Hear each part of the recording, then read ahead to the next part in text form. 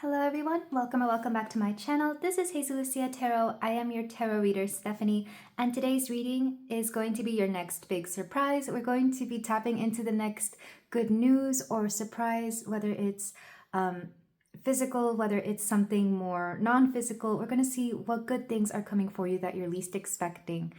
This is also going to be a giveaway, so I'm going to write down the instructions for the giveaway in the description below, but essentially all you need to do is follow, like, and comment below. Specifically commenting below, you can comment as many times as you want, but I'm going to be giving away 2 30-minute readings. And of course, you can only win one. I'm going to give everybody a fair chance to win a 30-minute tarot reading with me. These are pre-recorded. I answer up to 3 questions. And yeah, I was just wanting to do something fun. So your next big surprise might be a reading from me. Make sure you comment below with the pile you chose and or any insights or anything else that you would like to say. So our 4 piles here. Pile 1, we have a yellow rose. Pile 2, I want to say this is a pink rose. Yes, pink rose. Pile 3, we have, this is anemone. And pile 4, we have this beautiful, lovely flower, sweet pea. So take a few deep breaths, think of your next big surprises, what could be in store for you, and I'll be ready for your reading whenever you are. Hello there, pile 1. If you chose the yellow rose, then we have a reading here for you about your next big surprise. And before I begin, in case you didn't hear it in the intro, this is going to be a giveaway, and essentially you have to be subscribed, like of course, and then leave a comment below about either this pile that you chose, or if you want to confirm anything that comes through within this reading, any comment really that you would like to make. But let's go ahead and look at your cards. The oracles are pre-selected, and these are going to be what surprises are coming through. And of course I want to do more than one, so it might be one big one or it might be like several small ones.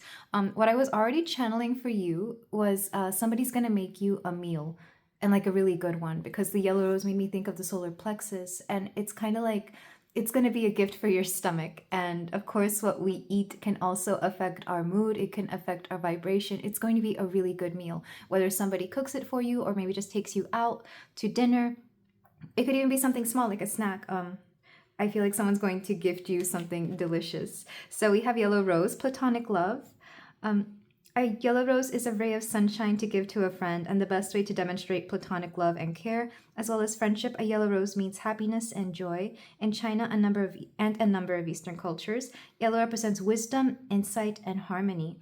And I think along with that delicious thing they're going to give you, there could be a conversation that also fills the heart, that also kind of puts you in a good space. Maybe you're just meeting up with a friend for lunch, but it's going to be unexpected, or there's going to be something interesting about it. This is also platonic, so even if it's not platonic, maybe somebody who's interested in you romantically wants to take you out on a date, but they're not going to expect anything out of you. Like, they're not going to make any moves on you or expect you to be anything more than you have to be. This would be, for example, if it is somebody romantic, they would literally just want to hear about your day, your problems if you have any, or they just want to spend time with you. Like, this is genuine affection for the person that you are, and I think you're going to be given signs of that. It could be multiple people doing this for you, honestly, pile 1. I feel like it could be like a friend one day, and then, I don't know, a parent the next day, and then somebody who's romantically interested in you by the weekend. The next card is your angel number, 77, I am brave. It is time to move on from the old patterns, habits, and fears. Now is the time to walk in the direction of your biggest desires and ambition. Now is the time to be bold and brave. I think you're going to surprise yourself with the decisions that you make, and you're going to be, yeah, so the next big surprise might be yourself. You're going to be making some decisions that I think in the past you wouldn't. You're going to make some bold decisions. So for example, I feel like no one's going to see this coming. I'm seeing like you deciding to just, quit your job, sell all your belongings, and move to a new place. Or maybe decide to take up a hobby that people weren't expecting. Maybe you're, I don't know, wanting to buy a motorcycle and decide to live that motorcycle lifestyle and sell your actual car, or, something along those lines. We also have Green Aventurine, thank your lucky stars. Lots of luck coming through because I know for some people the number 7 can be lucky. Like in casinos and stuff, number 7 can be lucky. I forget why, but we also have solitude and happiness. So this would be my pile of people who find joy in solitude. Maybe somebody is gifting you the gift of solitude. If you have, for example, a very busy or large family, maybe somebody is deciding to take care of all the kids or the pets or whomever it is that you have and give you some peace to yourself. I really feel like you're being pampered. Like, I'm not sure if this is like all part of like a birthday for some of you. Like maybe everybody's deciding to do nice things for you because it happens to be your birthday week. Or even if it's not, it may feel like it. You might even ask yourself, is something going on? Because everybody's being extra nice to me.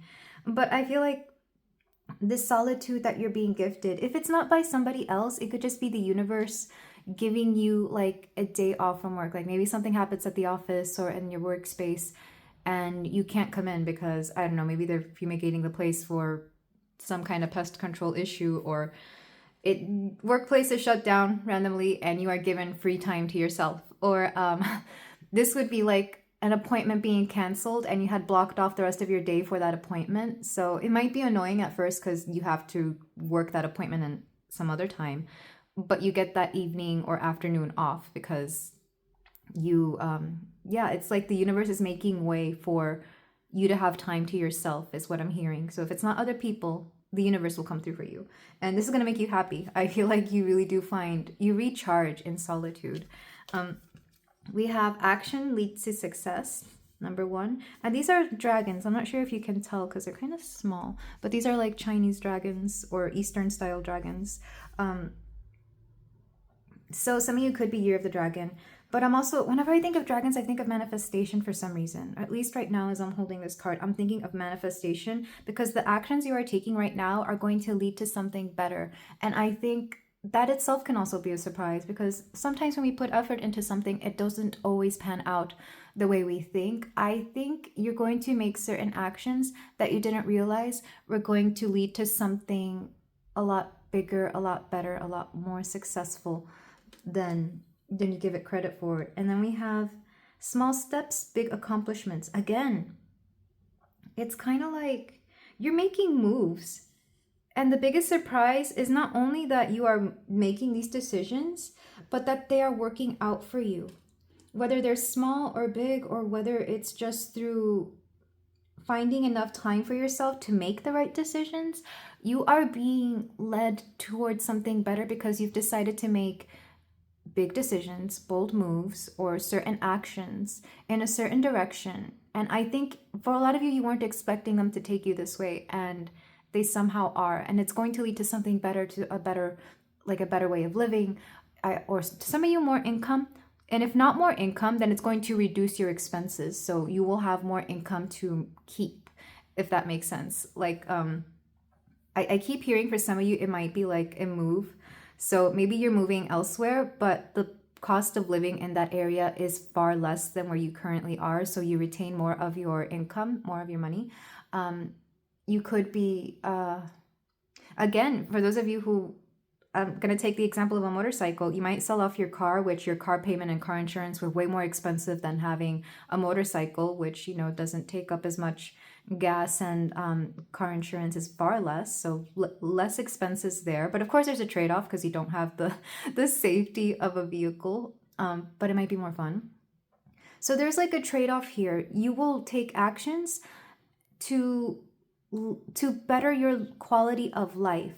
I do feel there's like a bit of a trade-off though, but it's a trade-off that you won't mind making. Like you're not going to miss that. So so if we are moving from like a big city to a smaller town, the trade-off is, the variety of things around you, the fast pace, the fun that big cities tend to have. But you're probably not going to miss the noise, the traffic, if you live in a filthy city, you're not going to miss that. You're going to actually enjoy being closer to the suburbs or nature, whatever it is that you are moving to. So something along those lines. It could be a career as well. So maybe you are switching careers, but there's less stress, and maybe it's a little bit less money, but at the very least you have your peace of mind. I know there's plenty of people out there who their peace of mind is invaluable. So whatever this is, it could also be that the actions you are taking could lead to a little bit more solitude, and with that comes less drama, less things to keep up with. Like if you were surrounded by toxic people, you have less and less to deal with them. Yeah, maybe you didn't like your former neighbors, and now that you have less neighbors or no neighbors, it's better because you don't have to deal with their situations.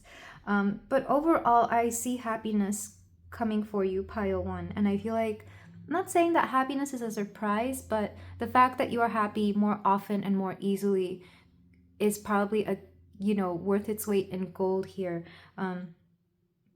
Very beautiful. I'm gonna go ahead and get both runes and astro dice for you.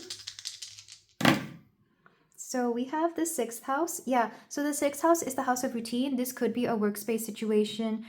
It could, usually the fourth house is a living situation, but because it's routine, it could be like the routine of your home. So the upkeep of your house will change for sure, either because you hire people to upkeep it for you, so you have more time to yourself, or you move somewhere where you don't have upkeep. So maybe you move, if for example you move into an apartment where you don't have a yard that you have to maintain. We have the moon.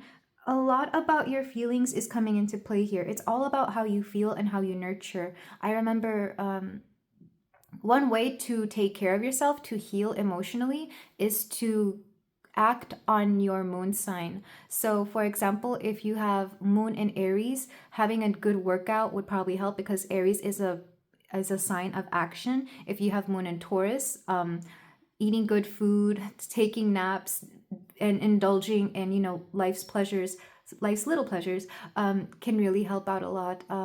What's another one? If you have moon in Virgo, organizing something might help you out. I have moon in Pisces, so things like energy healings, tarot readings, these kinds of things really nurture the soul here. So these can help heal in some way, shape, or form. So take note of your moon sign. And then we have Sagittarius, again with the luck. I'm going to put her over here because Sagittarius is the sign of luck, but it's also the sign of travel. Some of you could just be traveling in general. I know some people, they like to live that nomadic lifestyle. You may decide to do this. And again, that would mean you have no bills to pay. You don't have a space to maintain just wherever it is that you're staying that night. Take that if it resonates. I know not everyone does that, but it's kind of like, and the trade-off of course is having a stable home, but then you also get to travel and see things, and some people do value that. But Sagittarius, I'm thinking of good luck, I'm thinking of expansion, I'm also thinking of education for some of you. So some of you could take up you could learn something new, or you could decide to go back to school. Also spirituality, like expanding the mind, expanding our spiritual horizons, if you will. So very interesting. I love this energy for you, pile one. Let's get your runes. I'm getting 3. So we have Isa. This is a standstill. I feel like what you're leaving behind is this feeling that things were just not moving anywhere. So let's say you were in a career that you just feel wasn't taking you anywhere. Like you were not getting promoted, but you were also not really wanting to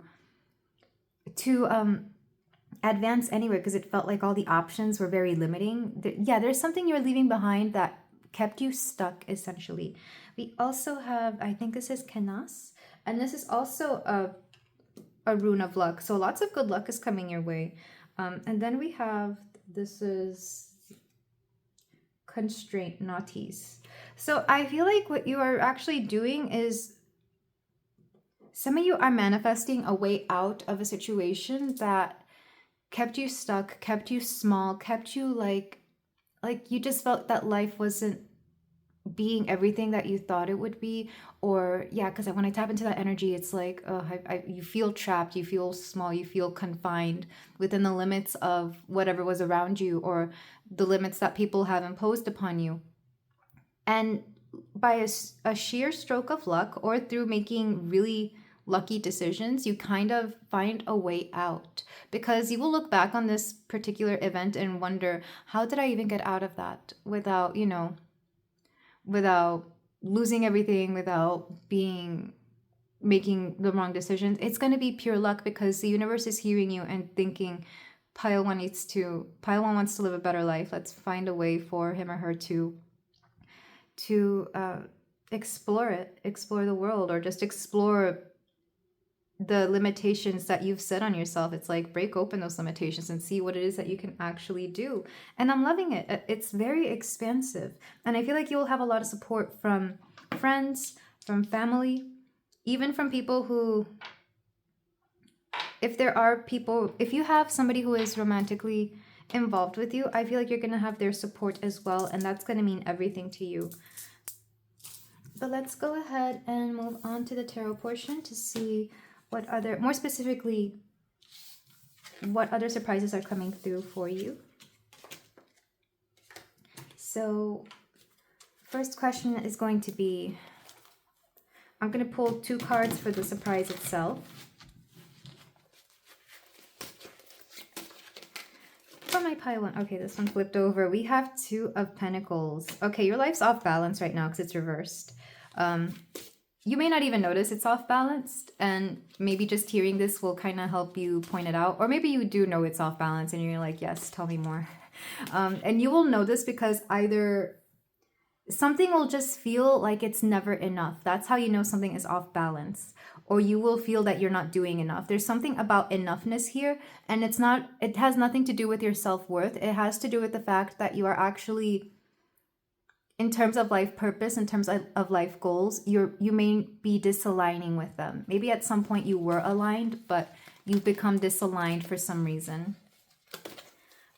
And it has nothing to do with your vibration or like your whatever it is. It's more that sometimes it's like there's a hole in the road and you kind of get stuck there. But you may not be realized that you're stuck and the car is still going and the wheel is just spinning in that hole. That's what I'm feeling. So it's like you're being stuck in a specific situation. And a lot of you are not aware. And if you are aware, you may wonder, how do I get out of this? So what are some of the steps that pile one can take for this? We have the Devil reverse. Let go of your bad habits. You know what your bad habits are.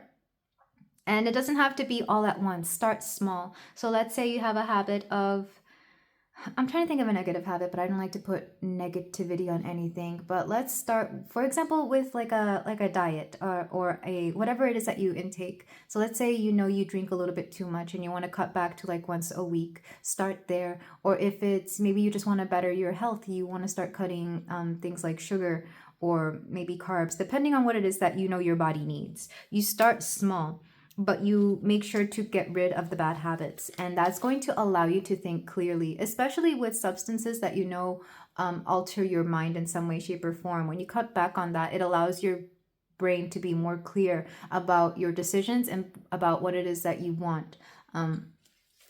For some of you, it could be friends that, don't have your best interests, but that are fun because I don't know, for some of you, you're surrounded by people. Maybe I shouldn't say friends. It could just be your community. It could be maybe your coworkers. You're surrounded by people who are they're very set in their ways, or they have like a very pessimistic outlook, or something about the people around you don't allow you to understand that there are like better people out there for you. And again, I don't mean to shame the people around you, because some of them may not even know that they are in toxic patterns. The people that we work with may not even realize that they complain too much about the work. And sometimes that's just their own patterns, but we don't want to fall into those. We don't want to take that in. So let's see one other thing that pile one can do. And of course, in order to stop being around them, you just withdraw more and more. Specifically, start with like acquaintances, people that wouldn't miss you if you or that you wouldn't miss if you pulled back from, or who wouldn't take it personally. With friends, it's different. With friends it's different. We have the Ace of Swords, and in order to combat these negative habits that you are trying to undo, start implementing better habits. So let's say instead of drinking every night, you decide to do yoga, or maybe decide to do something more for yourself that is going to contribute. And that sounds a little boring, but at the end of the day, your future self will thank you that you decided to spend 15 minutes cleaning up around the area so that you come into a nicer space, or 15 minutes picking out your clothing and setting yourself up for the next day, you know, having your tea or coffee ready for the day to start, or having breakfast already made, something along those lines, or lunch. I like to prepare lunch before. Same thing with if you want to get into healthier meals, you may want to learn how to cook or how to prepare better meals, or how to, you could find healthy alternatives for the foods you already eat. All right, let's get another one. So implement good habits, get rid of the bad habits, replace the habits essentially. We have the Fool. Let go of expectations as well, which honestly, after hearing this reading, maybe some expectations have come through, but what I'm hearing is don't expect much from the things you do, and because you don't put any pressure or weight onto those actions, more things will come through. So do something and then let it go. Like, even if it's something positive, like clean up your room, and don't think, oh, well, I cleaned up my room, now my life is going to get better because feng shui or whatever. Just clean up your room because you have to clean it, and then if good things come through, let them come through, because for some of you, your manifestations are kind of being blocked by your expectations. So taking a more carefree approach to this is going to help you abundantly. I'm loving the energy that is coming through. I'm also loving the advice coming through. Pile 1. And then we have 5 of Cups. There's no, look, I feel like this is my pile of people who like to mourn things from the past, or if not stuck in the past, you might be somebody who, again, it's a pessimistic outlook. And I feel like you've taken this on due to your culture, the people around you, maybe your parents. And there's nothing wrong with looking at the negative things in life. After all, that is one way that we protect ourselves, to make sure that we are on the lookout for that. But make sure you counteract this with even more positive things. So let's say you're about to take on an endeavor and all you can think about are the negative things that are going to come with that. Make sure you think of 3 times as more positive things to combat the negative things. So if you're traveling, you may think, oh, well, maybe the place I'm going to is dangerous. I shouldn't travel on my own, etc. Like, you just keep thinking of the negative things. But the positive things are, you're going to see new places, you're going to meet new people, you're going to indulge in a new culture, see beautiful new sights. I feel like it's okay for your pessimism to come through. Healthy pessimism or cynicism, whatever the word is, can be good to keep you grounded, but make sure you are balancing this more so with positive outlooks as well, because you can have both. It's all about balance. So let's go ahead and clarify these cards to see anything else that wants to come through. For my pile 1, let's clarify the balance card, the 2 of Pentacles. We have 6 of Swords. You've been wanting to go or leave or do whatever it is that you've been wanting to do for a long time. I feel like you've already said it out loud to the universe. You've already had your manifestation, set. But it's kind of like it's been delayed. And it's been delayed both by outside sources and by your own fears or inhibitions or thought forms. It's a combination of everything that's been hindering this. Let's go ahead and get more cards. We have Strength. Some of you just feel like you don't have the will to overcome certain negative habits. And I'm here to remind you, you're a lot more powerful than you believe you are. And sometimes it all starts within our minds. It's like, why do you believe that you are not strong enough? Was it something somebody told you? Was it something from childhood that disempowered you and you just carried it, into your adult life? I'm also hearing for some of you, it's a lack of confidence. You feel that somebody else can do it better. And I promise you that somebody else believes that you can do it the best for you. Having been on both sides, the person who does something for somebody and the person who does it for herself, or believes that I can't do it for myself. It's like, whatever you can do for yourself is perfect for the place where you are, and you can always improve upon it. Strength is a card of improvement. It's overcoming not just our faults and overcoming that which are our weaknesses. It's getting better and better. That's why it's called strength. Think of the muscle. It can become stronger and stronger. So start small. I feel like a lot of you are just overwhelmed by the idea of starting something. So take small steps to get there. Let's get another card. For this Ace of Swords, the positive, we have Queen of Pentacles. Get yourself in a routine that is going to build you up to success. So this would be a routine of, if we're talking about the physical body, eating healthy, working out, and creating a positive mindset. If it's anything else, if it's the workspace, it could be developing your skills, um, learning more, I guess, people skills if you have a job that has that, or just skills in general, and making sure that you are aware of your accolades. I'm hearing, like, if you know you have a list of things that you've accomplished, make sure that you keep up with that, and maybe even keep like if they give you a certificate or a plaque for something, keep it visible either in your office space or your living room, somewhere where you can see it every day to remind yourself that you are good at something. I promise you, you've achieved something at some point in your life. And if you haven't, if you have to make a fake one just to, celebrate something that you love to do. So let's say you're really good at organizing, but maybe only a few people have told you, or not a lot of people know this. Go make yourself a fake little certificate of success, or certificate of I don't know, just come up with something of how you're really good at this. It could also be like, if you know you're really great at cooking, get yourself a little world's best chef kind of plaque, or something. I feel like I know it sounds silly, but just reminding yourself how amazing you are every day can really help you out. Make it a habit. Make your joy, your success, your happiness, your forward momentum a habit. Let's go ahead and get 2 more cards. Let's clarify this Fool energy. We have the 10 of Pentacles. What this is reminding me of is, how some people, they have a hobby and they feel that they need to monetize it? That's what I'm getting. I feel like you've put too much pressure or expectation on even your hobbies or the things that you enjoy, because there's kind of been a movement within our generation to monetize every little thing we do. And I'm hearing to leave the monetization, leave the whole, you have to make a profit off what you do, out of it. At least that mentality. Even if you do want to do this, or you do expect to do this sometime in the future, that mentality has kind of warped the way that you view the things you love, that you view the things that you do. Because I remember, I'm showing a personal example. Like when I was younger, I loved to knit, and I remember wanting to start making, I think it was hats for an Etsy shop. But these hats that I made, that I was specifically making to sell, they just were not the best hats that I'd ever made. Like, they were not my favorite. When I look back at them, I was like, geez, they were really ugly, because all I was thinking of was, oh, I need to make these to sell. Not, I'm making these because I love to knit and because they're really cute. It was so odd how that was like a weird way. Like, it just wasn't my best work, because I was thinking I want to make a profit off of these, as opposed to I truly enjoy knitting.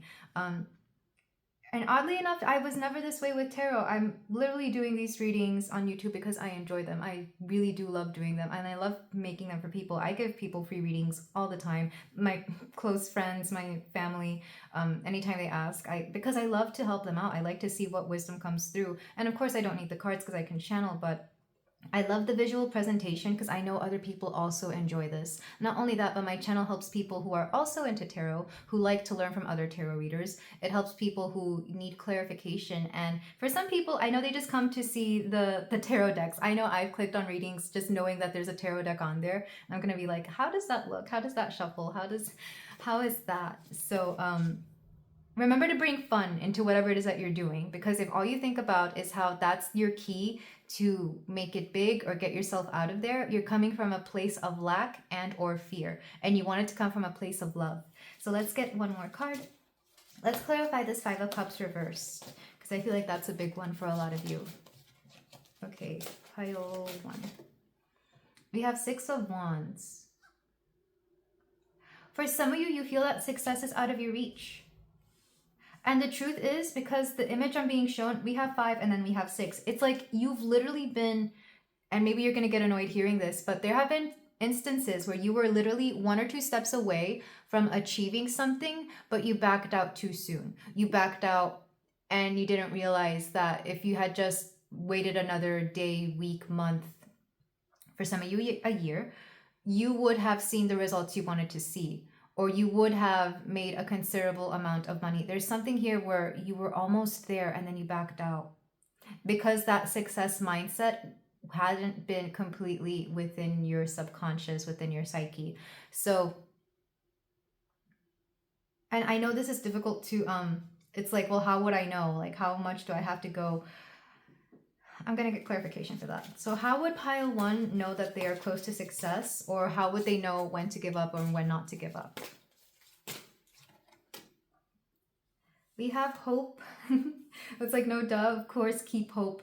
I guess to keep on dreaming the dream, keep on believing. Like this song, the song by Journey, I think. And then your intuition. So it's a combination of feeling it within your heart is what I'm hearing. Tapping into your intuition, and you can do that whichever way you prefer, whether it's through things like tarot, whether it's through getting confirmation from a tarot reader, of course, or just diving into your own intuition in whichever way that you do. Personally, I like to use a pendulum. I ask it several questions. I don't just ask, am I close to this? I ask myself, am I in the mindset to get there? Am I doing the right things? Am I 100% connected to my intuition? Or is there something wavering here that is giving me false information regarding my intuition, or coming from my intuition? So there's something here about having just the deepest, strongest, in some cases even the stupidest belief in yourself, because I'm getting a little bit of Delulu energy here. Like, if it feels Delulu to everybody else, it shouldn't matter. You have to put yourself first. You have to bring these realities to life, because it's all part of your mindset. And I feel like that's the biggest thing. And it starts with the bad habits. So once we cut the bad habits, we create a great space for better habits. And with better habits comes a better mindset. And with that better mindset comes the belief that you can achieve it. So, and that's how you get back into balance. And that's how you move forward. Or at the very least, that's how you find the steps to move forward. And I love this reading so much, Pile 1. I'm going to come back and listen to this one, because I feel like I've heard a lot of really, really good wisdom that even I could learn from. And then back of the deck, we have Ace of Wands. Don't be afraid to start things. Don't be afraid to do things outside of your norm.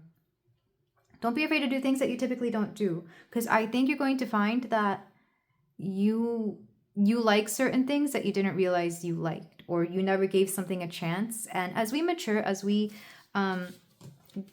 grow both in age and in mindset, our tastes can change. Our capacity to like certain things can change as well. So let's go ahead and move on to some closing advice. And I'm going to start with the ritual deck. And these could be herbs or runes or something here that could help manifest this particular surprise, or any other surprises that could come through. That tarot reading really felt more like a how to allow surprises to come in, or how to achieve things. I feel like it felt a little bit off the path, but that's okay. I feel like a lot of you needed to hear that.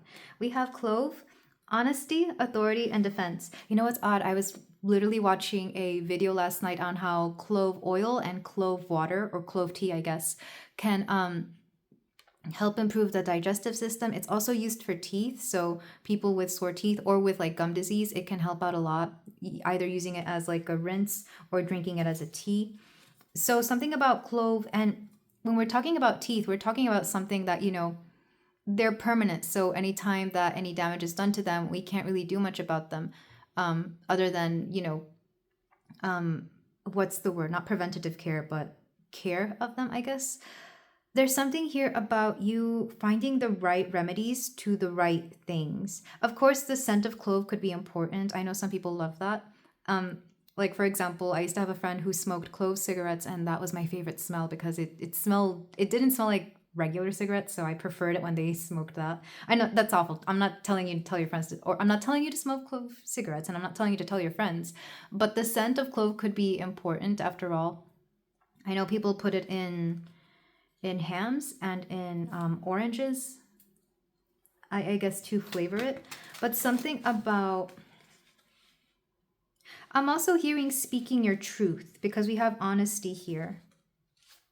And it's like the truth can be, sometimes it's hard to hear, but it will set you free. So something about speaking your truth. All right, let's get more cards. We have pink, love, romance, and friendship. For a lot of you, you're going to be putting more emphasis on your friends and romances. Um, oh, wow, my throat dried out when I said that. I'm not sure why, but for a lot of you, you could be making new friends, or you could be finding the right friends to be around more. And I feel like you're going to have a lot of their support, even if it's just online. Let's say you are moving somewhere new and maybe you connect with people through your social media and they're all asking you things and they're all giving you great advice and support, even though you're like, thousands of miles away. I kind of like this, but also there's some charm to you that you're about to come into. Like, I'm feeling a small portion of your Venusian energy getting a lift here. So, it's kind of like you're getting a little bit of charm. Whatever it is that you're stepping into, it's going to look good on you. But it's not going to be, like, it's not a massive glow up. It's going to be a glow up that people, like, it's something small.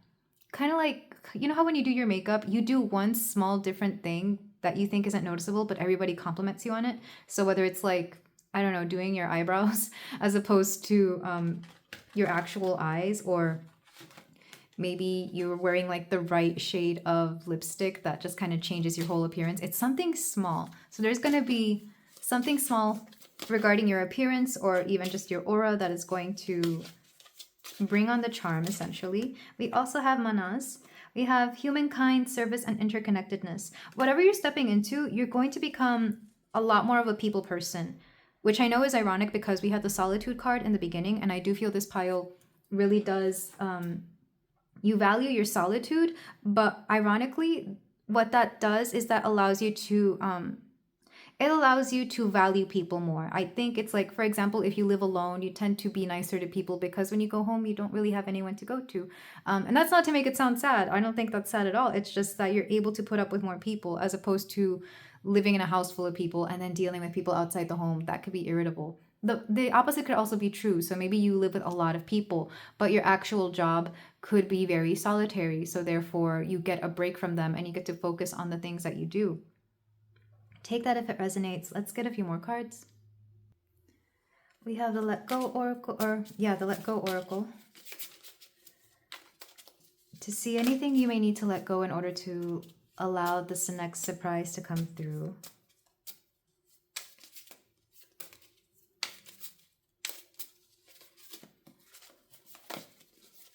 Some of you might have a hard time letting go, I'm not gonna lie. All right, this one poked out. We have, oh, I love this. I love this. I love her little outfit here, these little cap sleeves. We have dismissed thoughts that don't lead to the garden of infinite possibilities. Yeah, it's your own doubts getting in the way. I feel like some of you don't want to let go of your doubts because you feel that your doubts keep you safe. And that's fair. I feel like your doubts have kept you safe in the past. For example, maybe there's somebody that wanted to take you out on a date and you were like, no, I don't think they're the best for me. And it turns out you're right. That person was kind of, awful to somebody that you've known, or maybe they just ended up in something that you didn't want to get caught up in. But there are also times when your doubts are just limiting you, and it all has to do with your intuition and trusting that you know you are making the right decision. It all takes just a few moments of sitting with your intuition and seeing how it feels. Like, imagine yourself choosing that decision, making that decision, just play it out in your head, allow it to play out, and how do you feel in your gut about it? We also have this one, and this card always makes me think of like a wedding dress. For those of you who, a wedding or marriage is within something that you want to achieve in life. Make real progress by pushing aside perfection and never looking back. Yeah, for some of you, you have to let go of the idea that something has to happen exactly the way that you want it to happen, because sometimes the universe has like a better alternative than whatever it is that you have in your mind. So maybe, and for a lot of people, this is like an age thing, or at least for me, it's an age thing. Like some people, they want to be married by, 25 and want to have kids by 30 and want to do this, and this by certain ages. And it's kind of like the universe has a better person that you can marry by the age of 35. Can you wait 10 years to find an even better person? Or do you want to get married at 25 to somebody who you will divorce within 3 years? That's what I'm hearing. Or if you want a career, like some people want their career by the time they're 30. But the universe is like, well, what if your perfect career was way more flexible, offered way more money, but you couldn't get to it till you were 35? Can you wait for 5 years? That's what I'm hearing. And then for some of you, you might just want, let's say you want a specific car, and this car is like everything you wanted, the same color, the model, make. But then the universe is like, well, what if we offer you a better, safer car that is just as cool and just as fast, but it actually costs less to maintain? So you save money and you still get your fulfillment of whatever that car gives you. That's what I'm hearing. And I've literally seen both of these scenarios play, or all of these scenarios play out with other people. And it makes me wonder. Of course, they don't have regrets. And of course, they're very happy-go-lucky about it, but sometimes they're happier that they waited for better things to come through. Because the universe has they know what they're doing. You know, your guides, your spirits, your ancestors, whoever it is that you believe kind of helps you out within this beautiful journey called life. Sometimes they see the bigger picture and they're like, there's something better for you. So if it didn't work out with your ex, it's because there's someone just way better in every way, shape, and form. All right, let's get your tea leaves. We have Vase, a secret admirer. Yeah, some of you have a secret admirer. I'm not gonna lie. We didn't really talk too much about love in this particular reading, not directly anyway, just in examples. But some of you have a secret admirer. We also have Staff. You will be taken care of in difficult times. And I mean, it could be the secret admirer, but it's also the universe maybe working through this person. You will be taken care of because somebody here is looking out for you.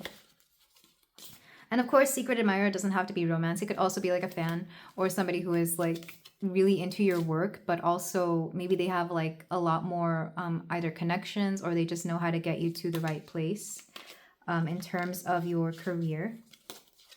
We have Camel. Persevere and you will overcome problems. Yeah, for those of you who are currently having problems or situations, you will make it through them. You will make it through them, and a positive mindset will help a lot more than a negative one.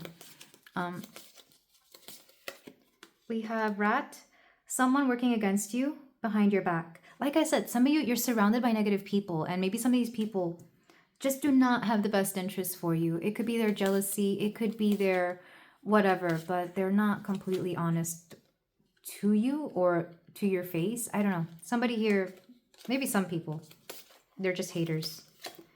Door, opportunities are waiting for you. Yes, I love this. And let's get one more.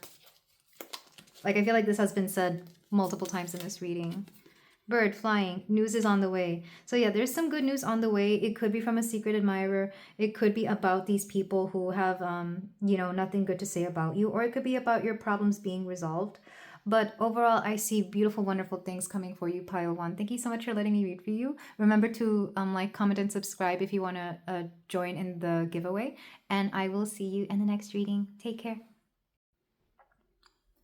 Hello, Pile 2. If you chose the pink rose, then we have a reading here for you about your next big surprise. And if you didn't catch it in the intro, I am doing a giveaway. The way you enter is, of course, subscribe, like, and leave a comment or as many as you want below. I am giving away 2 30-minute readings, and I'm going to choose 2 different people to win. So the best of luck. Go ahead and comment anything about this particular pile or reading. And if you want, you can even confirm or, what's the word? Confirm anything that has been said here or claim it. But let's go ahead and move on to your cards to see what surprises. And these could be either events, they could be something physical or maybe non-physical. But you chose the pink rose, and this is Grace. Pink roses are thought to be the oldest of the rose species. Fossilized pink rose petals found in China have been dated back 40 million years. Wow.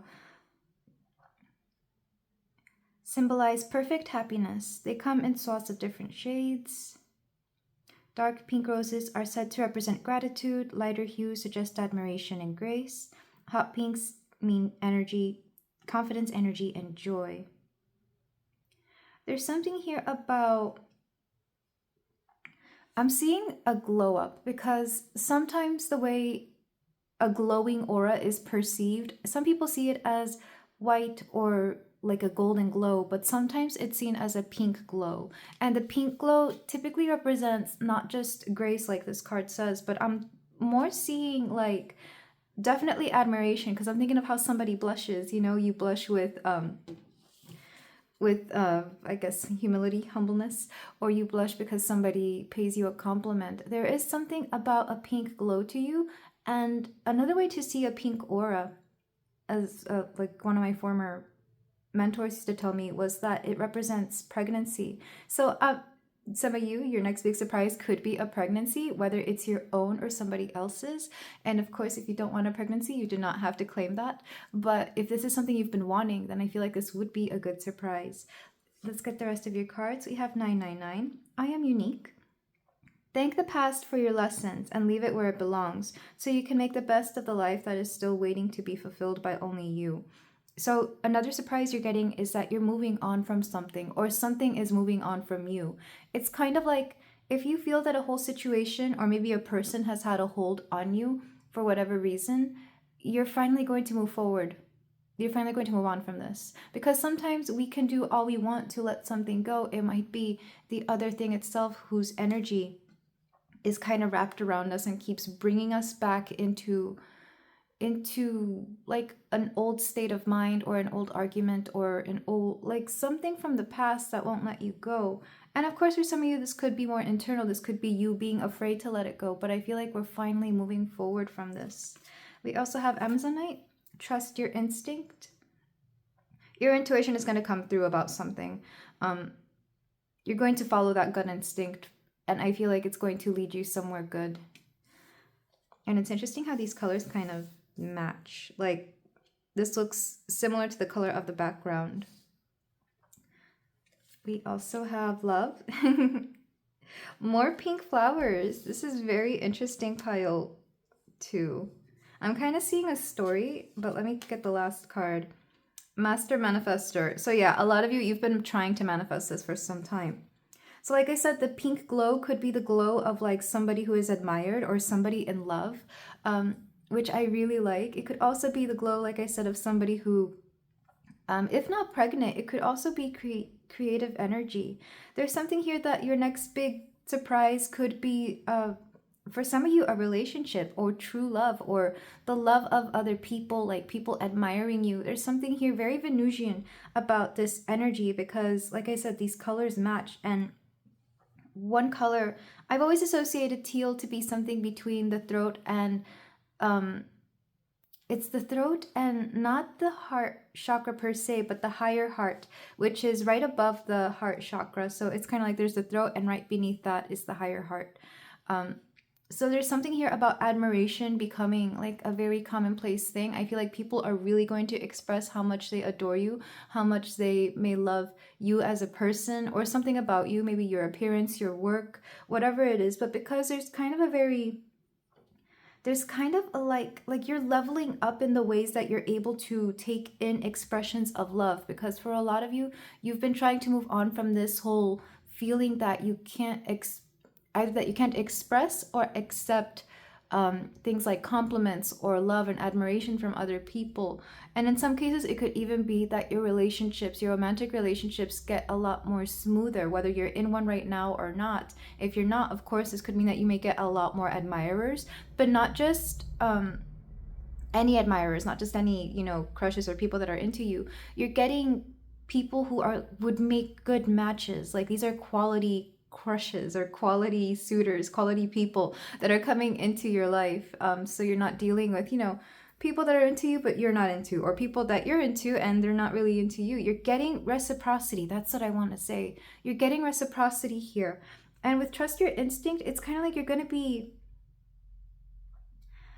use your intuition. I guess you could see it as manifesting through and with your intuition, like making good manifestations, being able to manifest good people, not just people that you want, but people that are also good for you. So if you had a history of tending to go for people that are not the healthiest, maybe you were hooked on toxic connections for a long time and you kind of noticed that pattern. It's like, because I sometimes see that with people, like they don't want to be in a boring relationship with a nice person. They like the toxicity because there's something exciting about it. And not to call you out, pile 2, I just feel like some of you have kind of noticed that. Like, you've noticed that your relationships are kind of like a repeating pattern of like I don't know, maybe narcissist after narcissist or bad person after bad person, but suddenly it's like you're letting go of that whole pattern. And I think that's what you're moving on from. You're moving on from that past version of yourself that was kind of either hooked on that kind of energy or just kind of sought that out. And you're moving on to something better. So your next surprise is going to be a whole new, I'm hearing a whole new level or a whole new arena of people that are way better for you, but that you're still attracted to, that you're understanding what love is on a deeper scale. Not saying that you didn't understand it before, but I feel like you're being shown different multitudes of love, if that makes sense. Or love just comes a lot more easier to you because there's something here about your relationships leveling up. And of course, if you're not looking for a person and you already have one, I feel like same thing. Your relationship will just get a lot more romantic. Like I feel like the romance will be back, or there's going to be some sense of like really wanting to build something with your partner. Like it just strengthens whatever relationship you're in right now. It strengthens. And same thing with your friendship, same thing with the people who, like I said, admire you. I feel like something just becomes, I'm hearing a lot more solid or a lot more genuine. It's just kind of like the love is floating around, and I kind of like that. I love that you're infusing everything with love. It could be because you've been doing heart chakra healing. It could be because you're just trying to manifest an easier life. And one way that we manifest easier lives is through, again, the heart. Because when we love ourselves, we don't want ourselves to be stressed all the time. We don't want ourselves to be in a frenzy, in a hurry. We want to take it easy and enjoy life. Think of like, think of a Taurus, and I'm saying this as a Taurus, and I'm not 100% like this, but you know how Tauruses are known for being very laid back, easygoing, taking things slowly, not because they're lazy. I've never liked that word for Tauruses. It's more because they understand that taking your time to really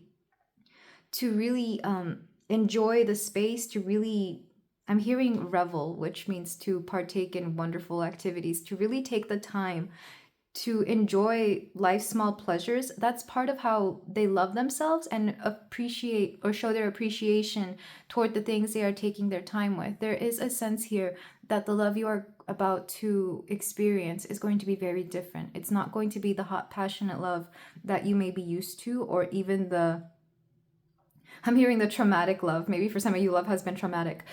This is going to be like an easy, lovely, sensual love that comes very naturally and very abundantly as well. Whether it's through friendships, whether it's through, like I said, romantic partners, or whether it's through the people that just admire you.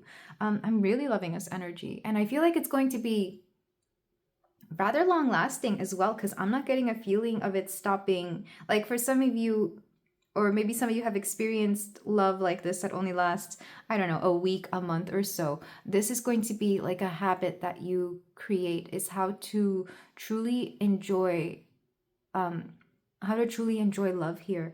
What I'm thinking of with this color, and it's just now hitting me, I'm thinking of the goddess Venus or the goddess Aphrodite, whichever you prefer to call her, how she was created from seafoam. And this, and I'm not sure if you can even tell in the camera, it's like a seafoam green, both of these. This one a little bit more saturated in value. But I feel like you're kind of being reborn in the energy of love, if that makes sense. And I really love this for you. So pile 2, I think your next big surprise is just how much lovelier life is going to get for you. Let's go ahead and get your we're going to use both runes and astro dice to see anything else that wants to come through for my pile 2. We have 9, the house of expansion. We have Cancer, and we have, this is Pluto. And yeah, I love that Pluto is showing up because Pluto is a very transformative planet. I still consider it a planet here in my astrological world. So I don't want to hear about how Pluto isn't a planet anymore. To me, she is. So Pluto is a very transformative planet. It's associated with Scorpio as well, and the 8th house. So you're definitely going through a transformation.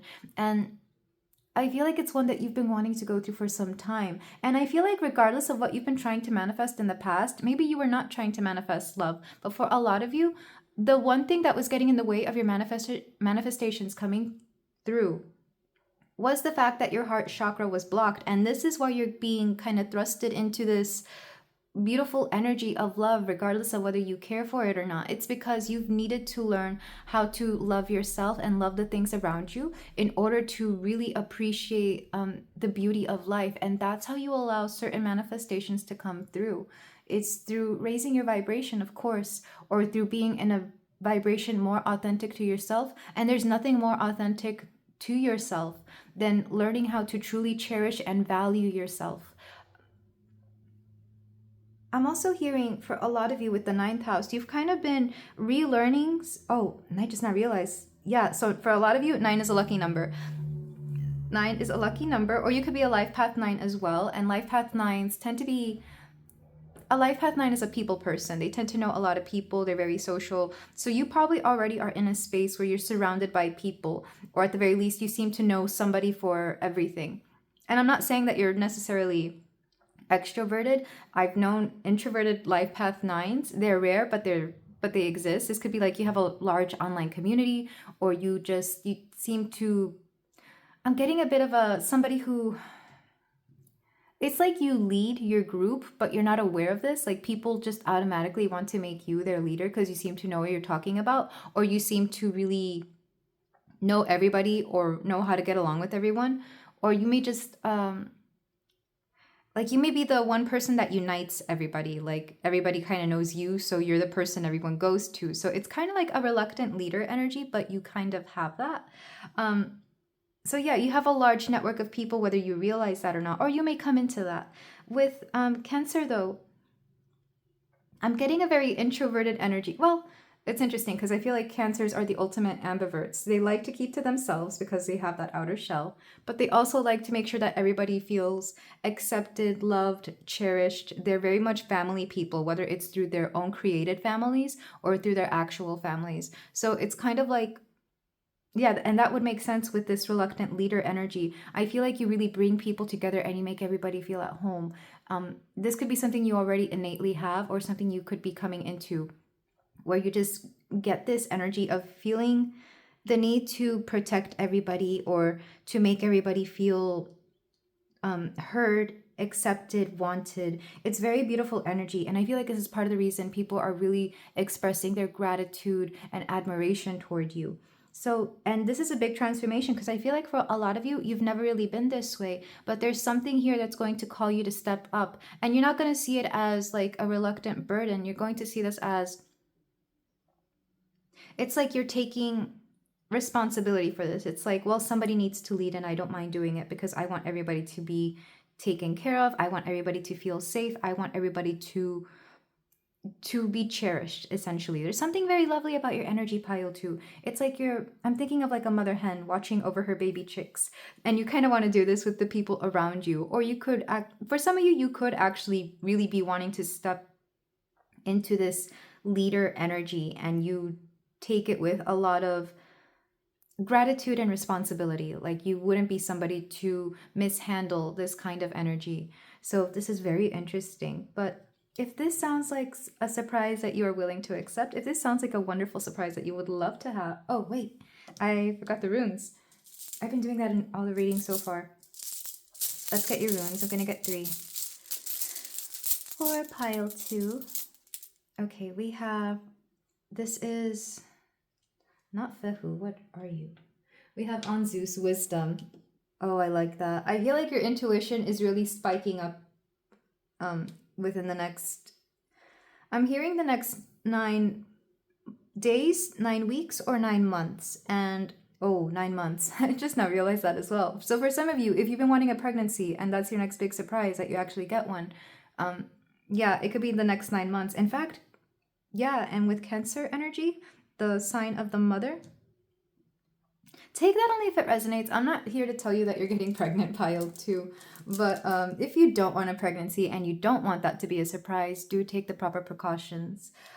We also have, I can't make this up. This is the fertility rune. This is Ingus. And this is Ewaz, which is trust. Trust in humankind. So it's kind of like you're building your own community and you're kind of becoming like, You know how some people call the people they admire mother? I mean, you could literally be becoming mother in that certain way.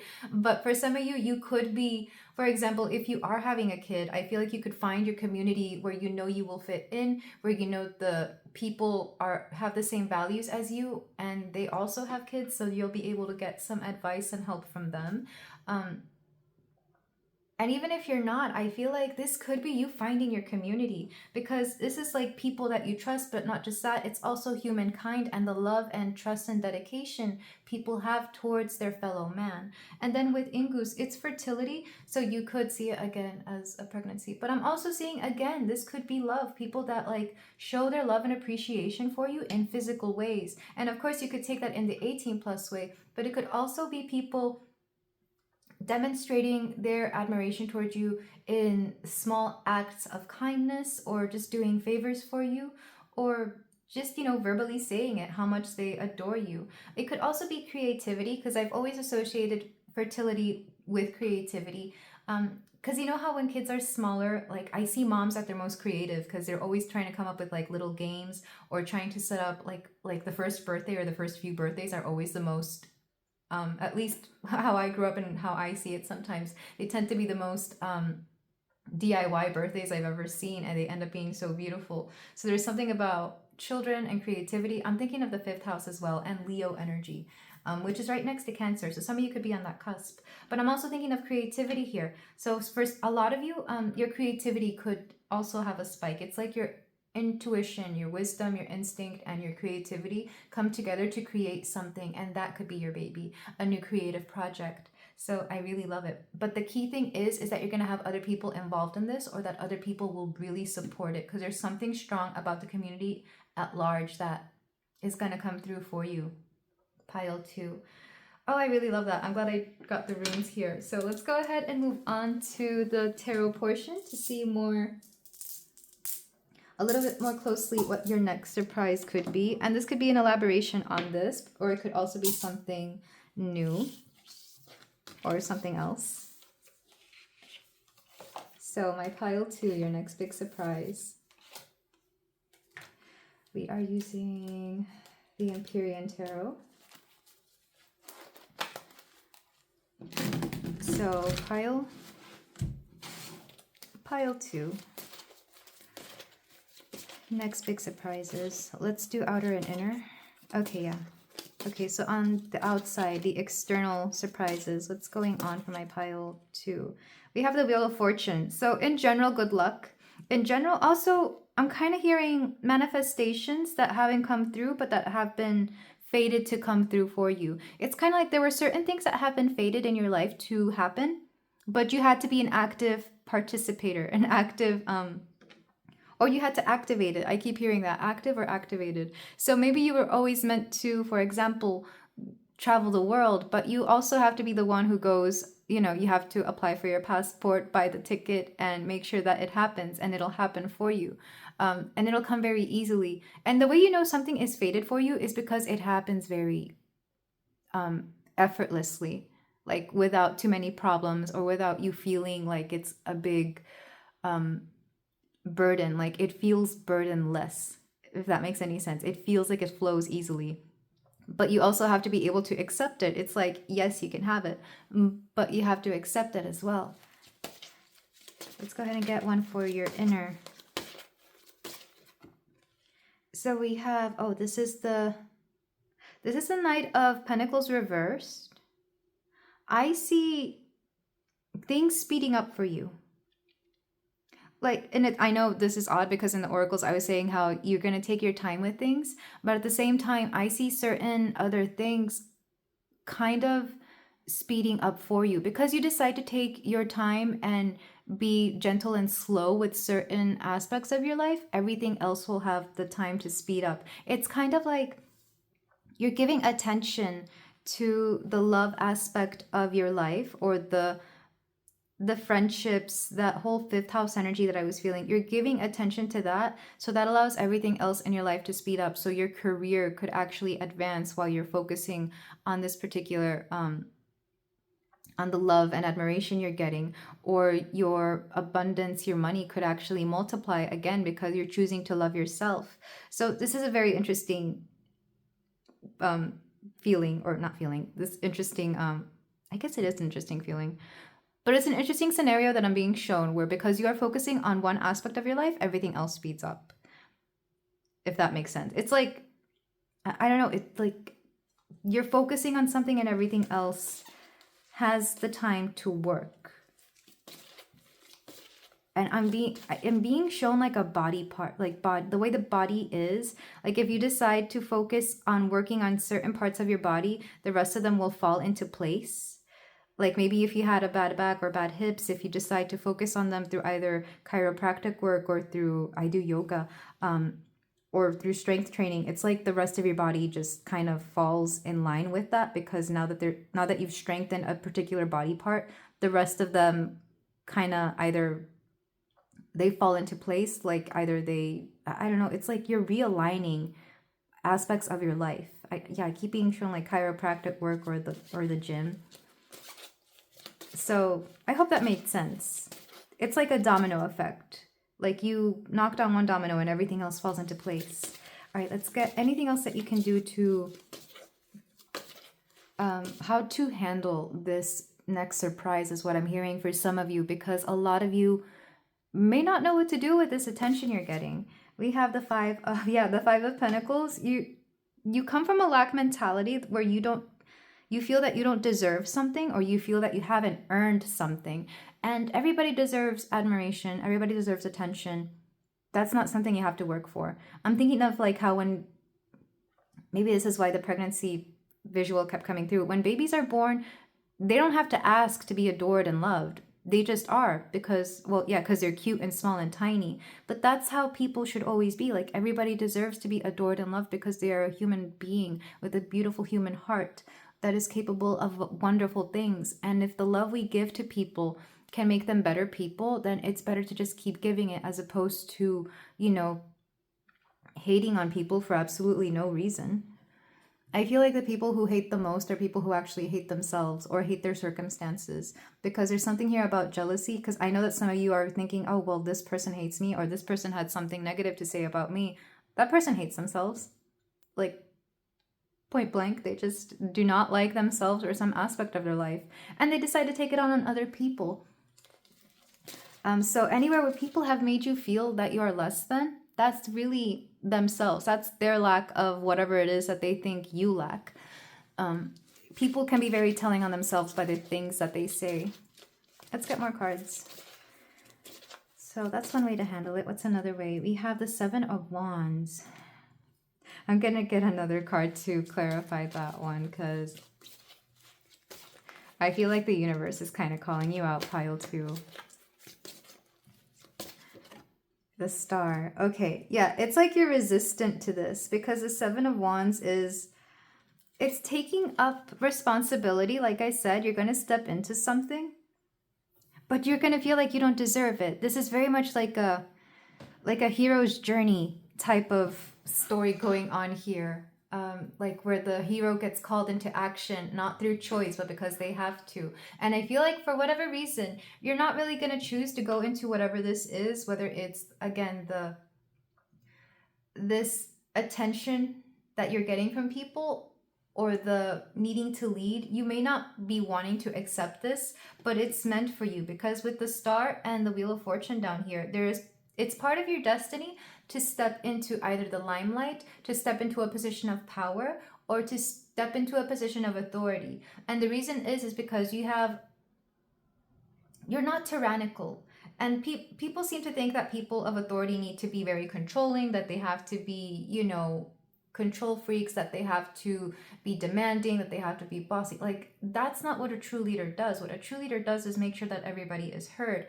And you tend to have this, pile 2, or you have enough heart, you have enough understanding to be able to lead people in the right way. So I guess for some of you, this could be a promotion, or this could be people appointing you to be the head of something, which is very interesting. And you do not have to accept, but I feel like if you don't, you might feel that you're missing out on something, because this is very much like a calling. Like I said, there are things that you are fated for, but you have to accept them and you have to be an active participant. So if you don't accept it this time, I do feel like there will be another time in your life where this will happen. So you can take it now or you can take it in the future, but you are meant to do this at some point. And I feel like some of you already kind of know this because you've been seeing the signs, or people have been coming to you as if you were somebody in charge already. Again, there's just something very natural about you. Like, people like to go to you for guidance and advice, or they may ask if you're the manager, they may ask if you're somebody in charge, just because you already kind of, you already, I'm hearing walk the talk. You already walk the talk, but you're not necessarily in that position, which is very interesting. This would be, because I've known people like this. People will assume that they're a particular profession or that they do something for a living because that's just the vibe they give off, or that's just how they dress. But the truth is, they're not. So there's something here that you're meant to step into that is a calling, and you might be resistant about this at first. The Seven of Wands could also be taking accountability for something. So maybe you do decide to do this out of you feel it's a duty, like you feel it's something that you need to do, you feel obligated to do this. And I'm hearing to not let this be so serious. You're meant to have fun with this. You're meant to really enjoy this, because for some of you, you have an air of seriousness that doesn't really go with how you're meant to take this particular calling, if that makes any sense. You're meant to bring a sort of love to it. So if it is a promotion to a management position, you're not meant to take it seriously. Well, you are. You're supposed to take the job seriously, but you're not meant to be serious within this. You're meant to bring a lot of love and joy to this, because that's your signature of how you do this. All right, let's go ahead and clarify these. For some of you, you could be doing a collaboration with somebody, and same thing. You're not meant to be so serious in that, oh, this is a big collaboration, I have to make sure I'm very professional. Yes, be professional, but make sure that your personality still shines through, because if they chose you for something, it's probably for your aesthetic, your personality, or something that you do that is different from them, hence why they chose you to do it. So it's kind of I did say aesthetic. So if some company reaches out to you, don't change your aesthetic for them. They want you to keep that aesthetic and make sure that you kind of blend that with their brand. That's what I'm seeing for some of you if it's a collaboration. Let's go ahead and clarify these though. We have the Devil reversed. Like I said, some of you are letting go of something negative from the past, something that you are moving on from. This could be a bad habit. For a lot of you, it is a bad habit. And then for some of you, it's the people that you surround yourself with. Because, like I said, maybe some of you have a pattern of being with toxic people because you kind of, not saying that you enjoyed it. Some of you did and some of you didn't. Or maybe you were just used to it. I guess that's another way to put it. Some of you were just used to it, and some of you kind of sought it out because that's just all you knew. And there's no shame in that. I feel like, a toxic relationship can be a whirlwind. It can be a roller coaster, and some people kind of need that drama in their life. But you can have that and also have it be healthy. Like, you could have playful banter as opposed to actual, arguments with a partner. Let's get another card to clarify the Knight of Pentacles. We have the Ace of Swords. I'm being told to get more because I'm getting, yes, a new way, a new perspective of seeing this, but there it is. You're bringing a new perspective of emotional maturity. My goodness. Okay. Let's get more. And what this is doing is this is bringing in like a new wave of people with emotional maturity. So you're leaving behind this Devil energy and you're accepting this King of Cups energy. And again, if we're talking about relationships, this is you accepting people who are way better for you than, these people who just kind of want to play around. It's like you're leaving behind the people who didn't want to commit, maybe because at some point or to some degree you didn't want to commit either, and now you're stepping into an energy of people who are going to be there for you regardless of whether you commit or not, people who are really going to love you, people who you can build with, people who are going to care about you. And I'm already hearing it. Some of you are wondering if somebody is going to change their bad habits for you. This isn't about this. I was warned about that before I started this reading. Literally, as I was having my morning tea, I kept getting this feeling. It's like, make sure that you keep this focused on them and not on the people around them. Even though the people here are coming through, this is all about you, Pile 2. Don't worry about who's going to come along with you and who isn't. Whoever is there with you, that's who's going to be there with you. Whoever isn't. So if we're talking about people from your past, like an ex or a person who's gone no contact, don't worry about them. Don't worry about them. All right, we also have the Three of Cups. Yeah, like I said, the people who are with you are going to be with you, and they're going to want to celebrate your wins. They're going to want to see you succeed. There's a lot of support from the people around you. And if you don't have a large group of friends, it could be like an online group of people who support you, whether this is your fans, your friends, your community. It could also be in the workspace. I mean, sometimes our coworkers can be like our friends in that we talk to them about our situations. We talk to them about our problems. They help us through, the work situation, whether it's the skills we need to learn or the job itself. So this is the community around you. They're showing their love and admiration for you so much that you start valuing yourself a lot more and realizing that the things you were settling before in the past are not meant for you. Let's get one last card.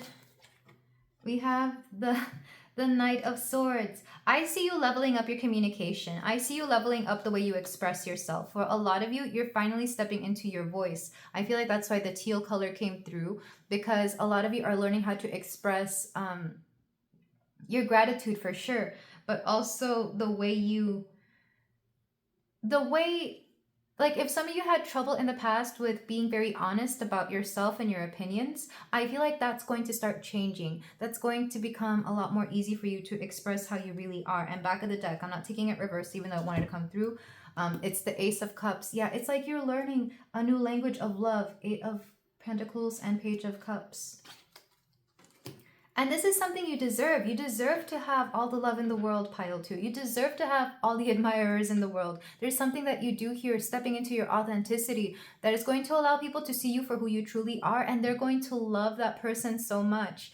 It's kind of like, and I see this a lot, and I feel like I used to be this person, which is why I'm seeing it. But there are people out there who they really like somebody, or they really appreciate their aesthetic, their something about them. Like they want to like somebody, but the only problem is that this person may not socialize a lot, they may not talk a lot, or they may not be very, they may not participate or engage with the community a lot, but they really want to like them. So I feel like you're stepping into this energy where you finally do that very thing that people have always wanted you to do, and you're everything they've always thought you would be. It's like, oh, I knew you would be interesting. Oh, I knew you would be amazing. I knew you were this way. They're going to tell you that. They're going to be like, I knew there was a reason I liked you. That's what they're going to say. And it's good because you're going to express your opinions, your emotions. You're going to, give them a glimpse into the person that you are, and they're going to love this person. They're absolutely going to love this person. That could have been a bad habit of yours, is not being able to be very honest with people or to truly express yourself. I'm not saying that you would lie. It would just be that you would keep parts of yourself hidden because you didn't want to tell them. You would feel judged, like you didn't want to feel judged or that people would say anything negative about you. That's what you're finally leaving behind, is the preconceived judgments of people and this habit you had of keeping yourself like hidden, or it would be like a fear of being seen. I feel like you're finally letting that go, Pile 2. For some of you, you're just becoming more authentic. Maybe the person you used to be was somebody you thought you had to pretend to be in order to be accepted, because I'm being shown that as well. You're letting that go. I feel like if you have to pretend to be something, that's not really you. And it's exhausting to pretend to be something you're not. So, for some of you, if you've been feeling more exhausted than usual, it could just be the fact that you had to feel the need to play a role in life. You're letting that go because that's not you. This is beautiful. If you're around the ages of like in your early 20s, especially, I'm seeing this for you. You're learning to become more authentic. because I've actually seen this within a few people that I know that are, you know, in their early 20s. They're letting go of this person they used to be. Not saying that they're completely changing, but like this facade of whatever they thought they needed to be in order to be accepted is falling off. And the new version of them, or this, you know, this new layer of them, let's say that they're peeling away that first onion layer that has gone bad, and it's this new shiny layer that is more true to themselves. It's really wonderful. And I feel like people are going to respond very positively to this, even though you thought they wouldn't. They are. They're going to respond positively because they understand, even on a very subconscious level, that this is more authentic to them than the past version. And yeah, for a lot of you, this is emotional maturity, whether you realize this or not, because that's what the King of Cups can be, but it could also be accepting love in general. And I really, really like this about you. And the reason it's a surprise, I think it's a surprise to other people, not so much to you. The surprise you're feeling is that everybody is accepting of this more true version of yourself when you thought they wouldn't. You thought that they wouldn't like your weird quirks or your weird, you think it's weird, but they don't think it's weird. Or maybe people in the past have told you it's weird, and the truth is it's actually not. Things that make you different don't have to be weird in a bad way. And I'm not even saying weird in a bad way, because I'm kind of realizing that somebody here has made you think that the word weird is just that, something bad, but it's not. In fact, it's something really good. It's something that sets you apart from everybody. And it's interesting. People like to see that interesting part of you. But let's go ahead and move on to closing advice. We're going to start with the ritual deck.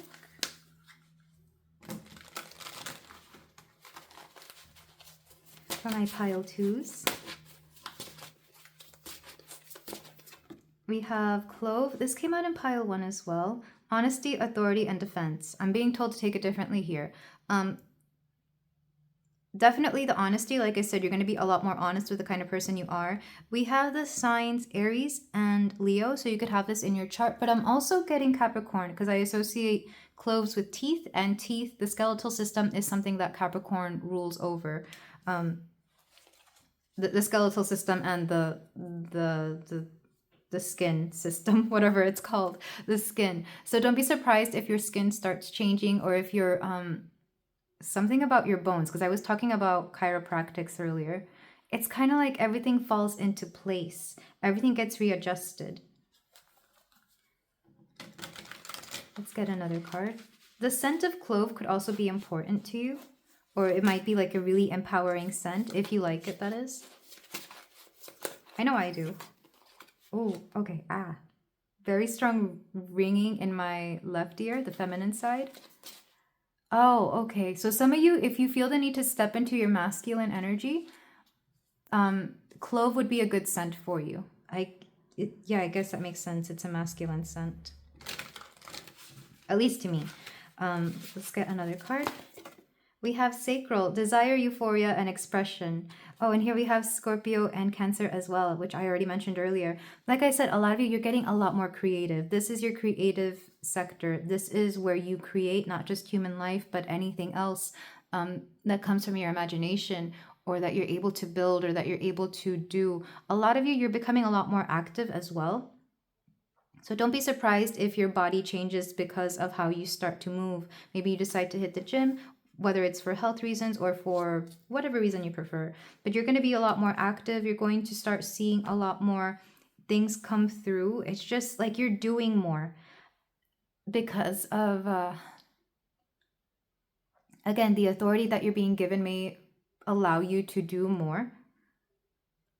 And or the people around you kind of depend on you, so you want to do more. So I'm seeing you being a little bit more busy than you used to be, but it's a good busy. It's a busy that you can handle, and that actually, it's like some people out there, if they don't have enough to do, they get a little bit anxious or depressed. Like they just start getting in a weird mood. I know I'm one of those people. And then there's people out there that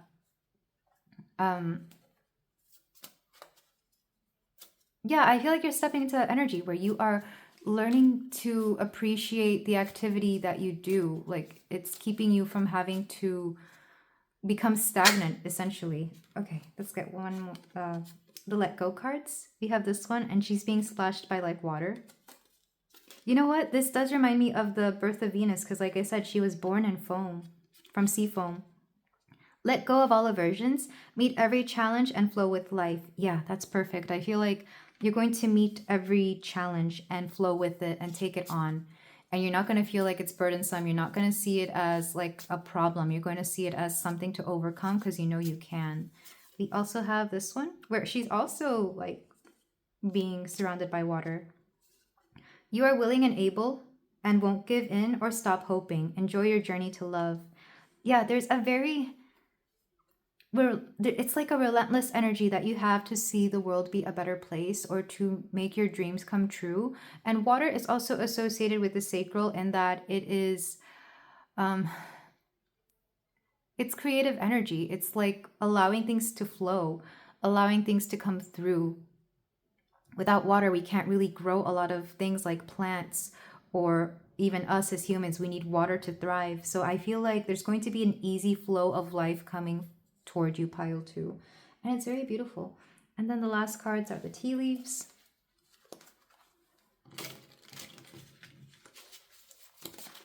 I love this combination of fire and water, by the way. I feel like that's going to go on with you. It's like passion, but also emotion.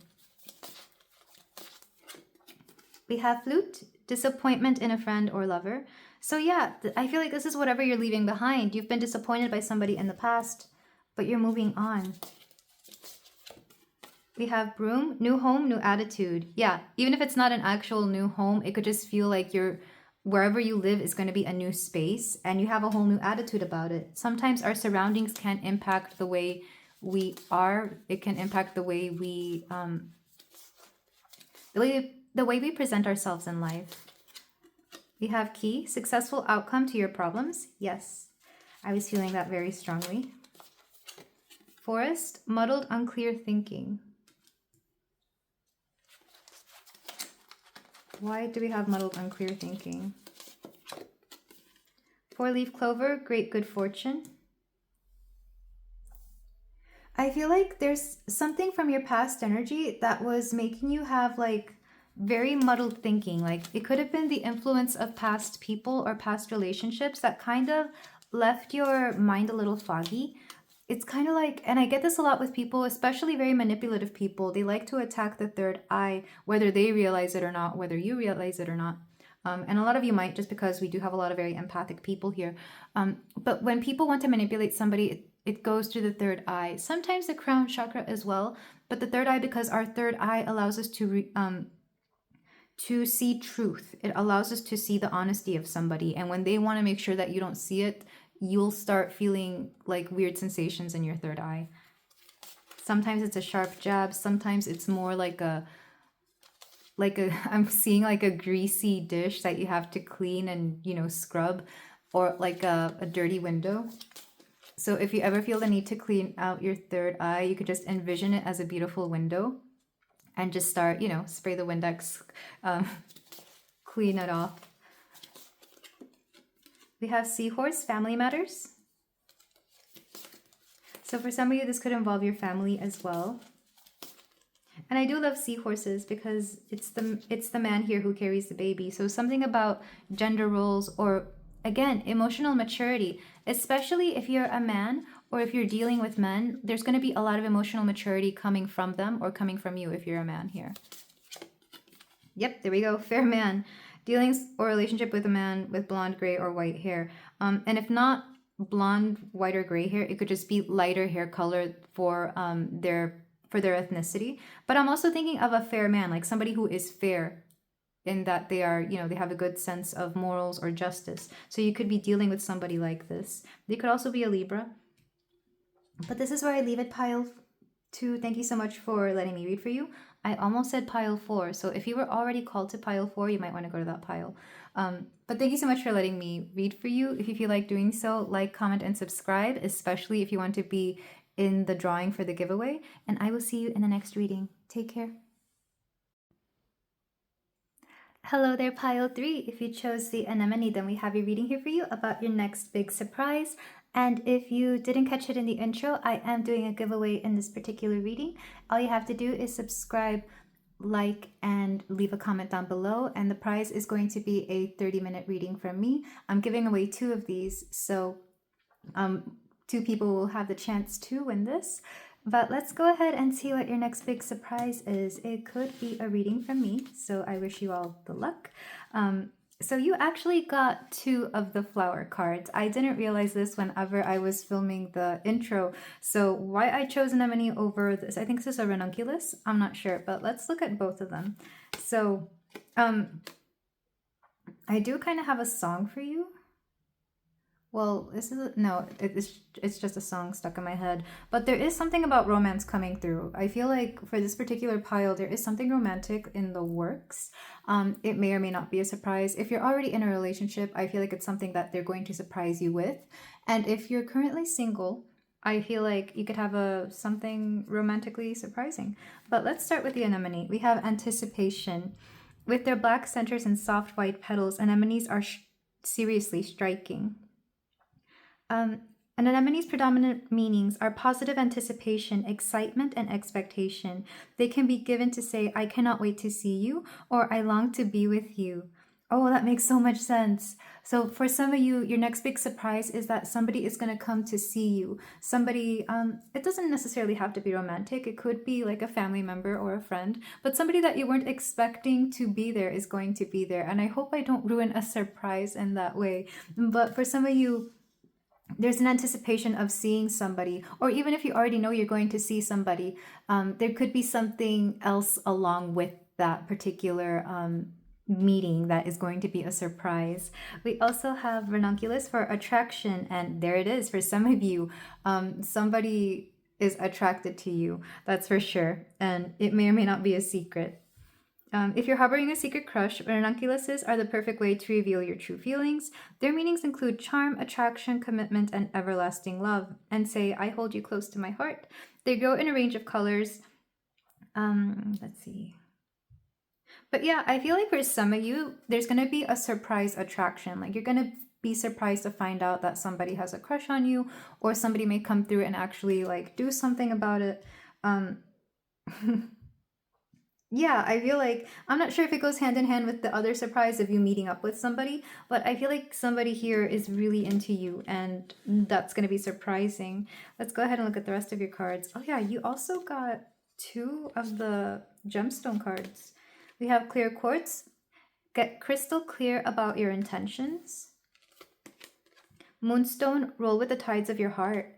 So I feel like you've got several things going on here, pile 3, and there's kind of like an undertone of romance here. Like you have a romantic story going on, along with like getting your life in order, because that's what I see with the clear quartz crystal. It's my favorite crystal because it can literally take on the qualities of anything. You can use it for anything, whether it's love, abundance, healing, what have you. It's the crystal that I wear the most, probably outside of shungite, for protection. In fact, I have it right over here. Oh, she's so pretty. I love clear quartz. We also have I am expressive, 27. Your mind is wide open, and you are tolerant and compassionate toward all ways of life.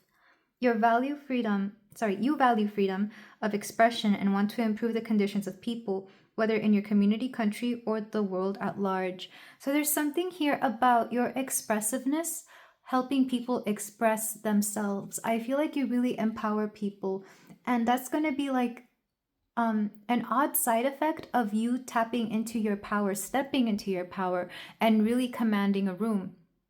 It's kind of like if you step in front of a room and inspire people, you could become, a motivational speaker or something along those lines. And there's something here about you inspiring people as well. I feel like this is how this person who has a crush on you comes through. You inspire them to speak their truth, or you may inspire them to do something else, and they're going to kind of admit this to you. That's rather lovely. I feel like it's one thing when you fall for somebody because you're attracted to them, and it's another thing when they are inspired by the things that you do, because that means that whatever it is that you've created in this world, not only did it impact other people, but it impacts the person who wants to become close to you. And if this is already somebody who is your partner, more so, this is somebody who really really values what you do for the world, what you put out into the world. We have enlightenment. Yeah, I'm getting really beautiful vibes from this particular pile. Let me know what it is that you do for a living, pile 3, because I feel like regardless, you are inspiring people. This could be something that you do for a living, because like I said, I get motivational speaker, or maybe somebody who writes books that help, like self-help books, or an energy healer, a tarot reader, of course, or even something like a physical trainer, a yoga instructor. You help better people's lives, and this is something beautiful. And how this relates to the big surprise, I feel like the universe is kind of conspiring to bring something to you because you do this. The last card we have, face your fear. For some of you, I feel like you never thought that you would be this way. I mean, it could also be the fact that you may actually end up being in a position that you never thought you would be. For example, if motivational speaking sounds like the worst thing in the world, it may surprise you that when you get up on stage and find the proper topic to talk about and the proper audience to speak to, you will find that it actually is it's a very natural thing for you to be able to speak to a certain audience about a certain topic. It's going to make you feel very natural. So I feel like in this way, one thing that is going to surprise you next is your ability to be able to take control and command of a room, and to be able to speak about your experiences to other people, or how to motivate them to do to improve themselves, to better themselves, to become the best version of themselves that they could be. I think all of this comes as a result of you facing your fears, whether it's that fear itself of getting up on a stage or being able to communicate to a group of people, or the fear itself that you overcame is something that you share with other people. There's a lot of beautiful like blue-green imagery here, and that makes me think and purple as well, and that makes me think of a connection between the third eye, the throat, and the heart. It's being able to intuitively speak about your experiences to people so that they understand, well, one, themselves, each other, and the world at large. This is very beautiful energy. With roll with the tides of your heart, you're really learning how to listen to your heart as well. I feel like if your heart tells you to tell a certain story, even if you don't really want to, I feel like you're going to find the best way to relate it to people. And I say this as somebody who sometimes has to share her personal experiences on this channel, even when I don't want to. I know that somebody will hear it and kind of learn from that example so that they don't have to make that same mistake, or if they are caught up in the same situation, that they learn from my experience. So take that if it resonates. But another surprise, or a surprise that kind of comes along with this, is the enlightenment. Some of you may go on a very transcendental, enlightening experience, whether this is through meditation or a journey. Some of you could be traveling somewhere, because I did talk about anticipation here. So maybe on your travels to meet somebody or to go somewhere to meet somebody, you will learn something new here. This is very beautiful energy, very lovely. What else is coming through? This feeling that I'm getting, this surprise, doesn't really feel like a particular event. It feels like an energy. I think this energy is going to surprise you in how it can uplift you and really get you in the right mind space. Because for example, when I come into my tarot readings, I speak and act very differently. And if you follow my channel and see my more personal reading, my small collective readings that I do where I show my face, I react and I communicate very differently in those as opposed to these, because with these particular readings, I channel a lot more messages. I do my whole ritual of laying out the cards, and I'm tapping into different energy. And as I'm saying that, there is like a high ringing in my ears.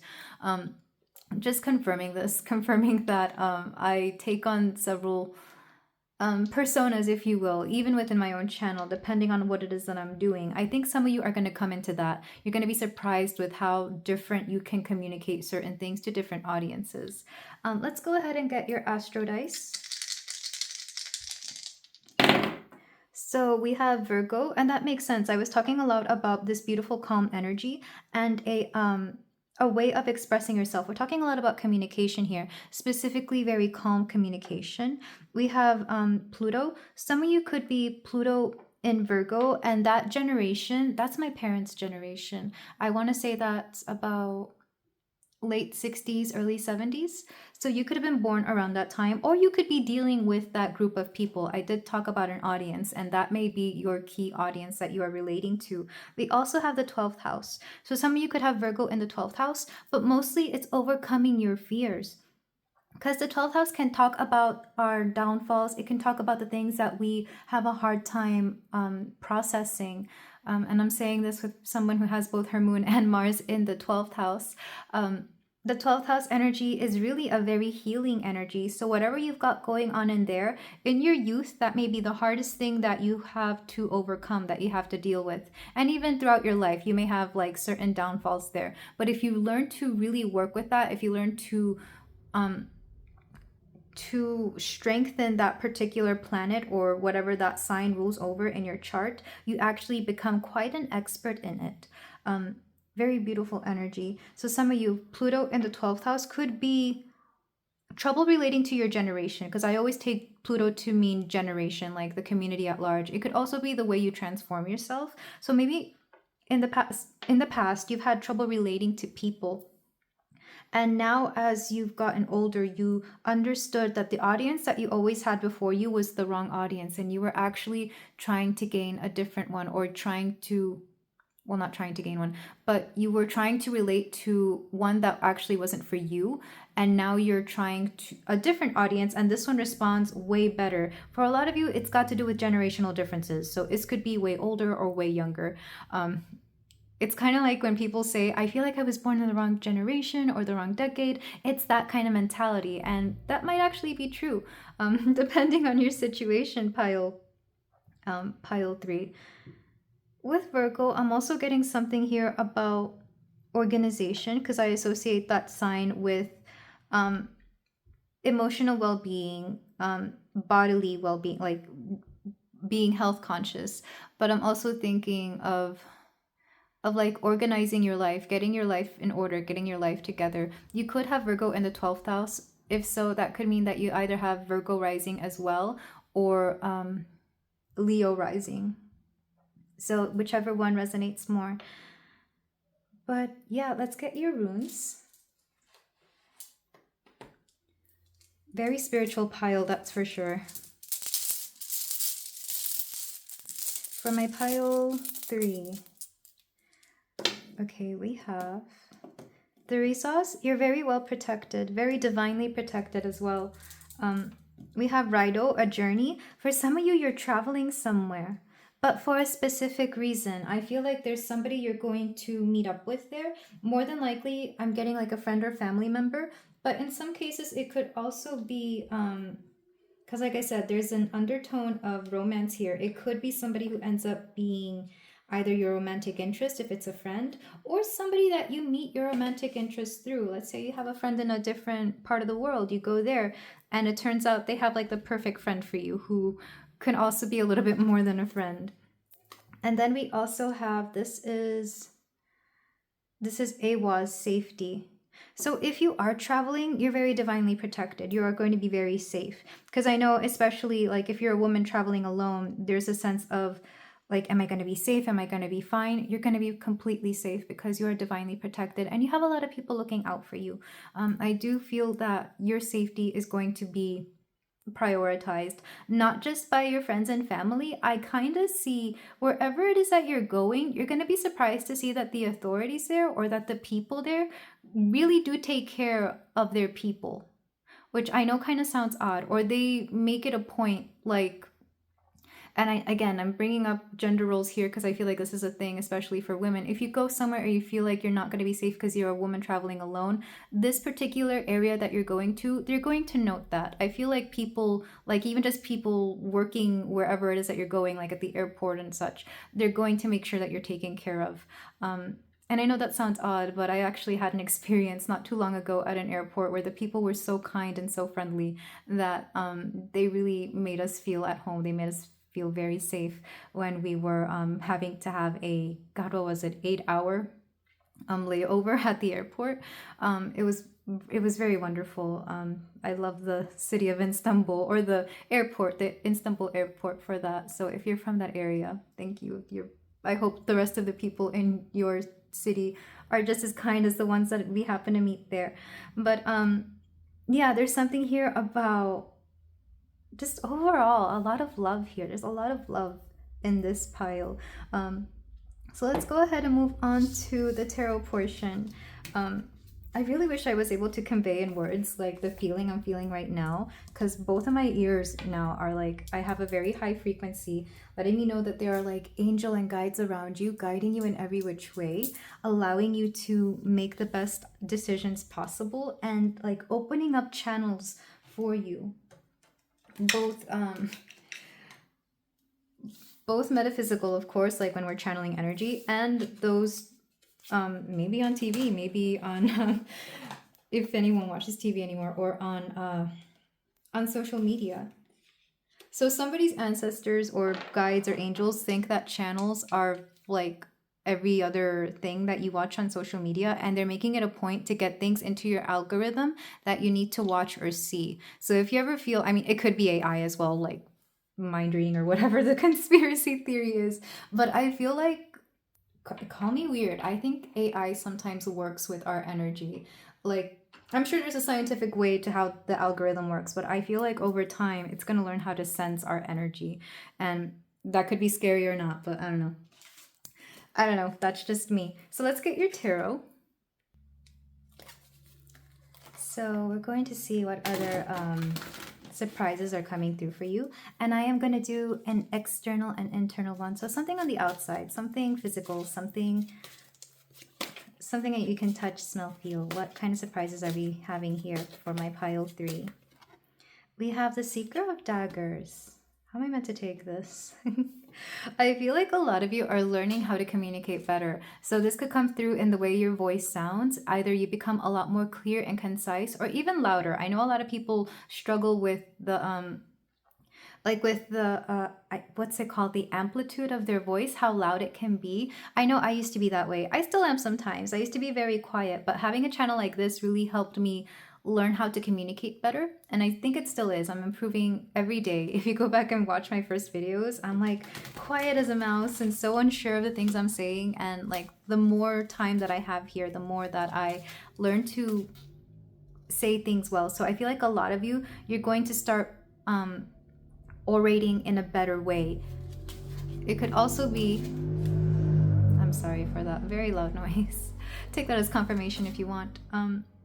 For some of you, if you are learning a language, you could become way better and more proficient in that language. You could be getting more exercise in that language, like actual real life exercise, and not just school type of exercise, which I feel it's not the same, because you know, talking to your teacher who you're very comfortable with, or your classmates, is different from going out in the real world and talking to people who actually use the language. Okay, something internal. We have the Six of Pentacles. So I feel like you may not be talking to too many people about this, about your finances, but your finances are going to start getting better. I feel like you're going to start seeing return on your investments, or you're going to start saving up. It's like you're going to find a good balance of spending and saving, as opposed to saving it all and not spending a penny, or, you know, spending it all. Sorry, saving it all and not wasting a penny, or spending it all and not saving. You're going to find a good balance within your finances, and that's going to become a surprise, because I feel like for a lot of you, you thought you wouldn't be able to save any money because of your expenses, but you're going to see that you're actually going to be able to cut costs in areas that you didn't think. Like, you might have a bill where they actually give you back money because you overpaid for the past few months. I'm saying that because I've seen it more than a few times. Or somebody could offer you a discount, something along those lines. Or of course, the other way around, you could also get a bit of a raise. Regardless, your money situation is getting better, and you thought it wouldn't. All right, let's get any actions you can take towards these surprises. We have the Ten of Wands. I'm hearing take it easy and let go of the burden. I feel like for a lot of you, you've carried like a lot of stress with you, because you feel that you have to do a lot more than you actually have to. This would be like, you feel that you have to work a lot more and harder and for longer hours. Again, sorry about that, pile 3. But yeah, for a lot of you, you feel that you need to work like longer hours, or for more, like take on more clients, something. You feel like you need to do a lot more. And what you can do is actually work less or put a lot less effort into your work. I know that seems odd, but for some of you, I'm hearing you're going to get paid the same anyway, so don't stress over something. Also, to not take on so much stress or responsibility, especially because I feel like some of you are going out of your way to do a lot more than your job actually calls for. And if somebody above you is expecting this of you, make sure you remind them what your actual duties are. Pull out the handbook, get somebody on your side, maybe report to their boss to let them know that you're being asked to do a lot more than what is asked of you. Because for some of you, you're doing a lot more and not getting compensated for it. Let's get another card. We have the Wheel of Fortune. Okay, I'm hearing it's meant to stay upright. So you're getting a lot of good luck coming your way as well.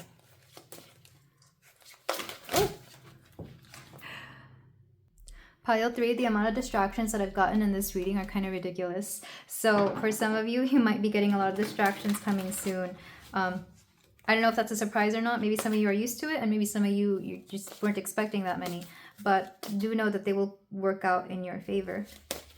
We also have the Star reversed, and yes, she is meant to be reversed. So this is the placement of a reluctant person in power or person in the spotlight. Like I said, some of you, you're learning to find your proper audience, but the way I'm seeing it is that, again, you're not going to be, this would be somebody who becomes famous but doesn't really get used to the fame. So similarly, you might go into a position of power but not really get used to the power. Like, you're going to know and understand your responsibilities, but it's not going to be something that becomes you very easily. Or if you do become a lot more prominent in the public eye, like, it's not going to go to your head, because deep down inside, and you're going to be the same person you've always been. Or even, like, I see this a lot with people with money. Like, if they come into a lot of money suddenly, they still remain the same person, which is both good and a bad thing. Good because it keeps them humble, it keeps them down to earth, and bad because sometimes the decisions they decide to make with that money can lead them to losing it. So make sure that if you decide to stay in the same energy, and a lot of you will, that you allow it to keep you, yes, the same person you've always been, authentic to yourself, but do allow this new energy to take you to better places as well. Let it change your mind in the way you view the world for the better. There are good ways to change as well, because this pile could be a little resistant to change. And change isn't always bad. Like, yes, remain your true self, but for example, if you do come into a position of power or making more money, maybe learn to work with money better so that you don't lose that which you've gained suddenly. Because for some of you, it will be rather suddenly. Let's clarify these cards. We have Judgment. For a lot of you, this decision is going to be something you can't really go back on. Or if you do, you're not going to be the same person. It's like you've outgrown where you were, so you move into something bigger. But there's going to be some growing pains there because you're not used to the space, or you're not used to the newness. And if you try and go back to the old space, you're not going to fit there anymore. It's like you've outgrown it. You see this with kids sometimes, you know, it's time to go up a new grade, it's time to move on to something new, but they don't like it there. But the thing is that they have to move on because, you know, they can't go back. You always have to keep moving forward.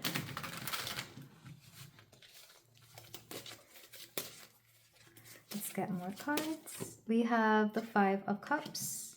Yeah, this is a longing for what you've left behind. We have the Nine of Swords. We have the Four of Swords.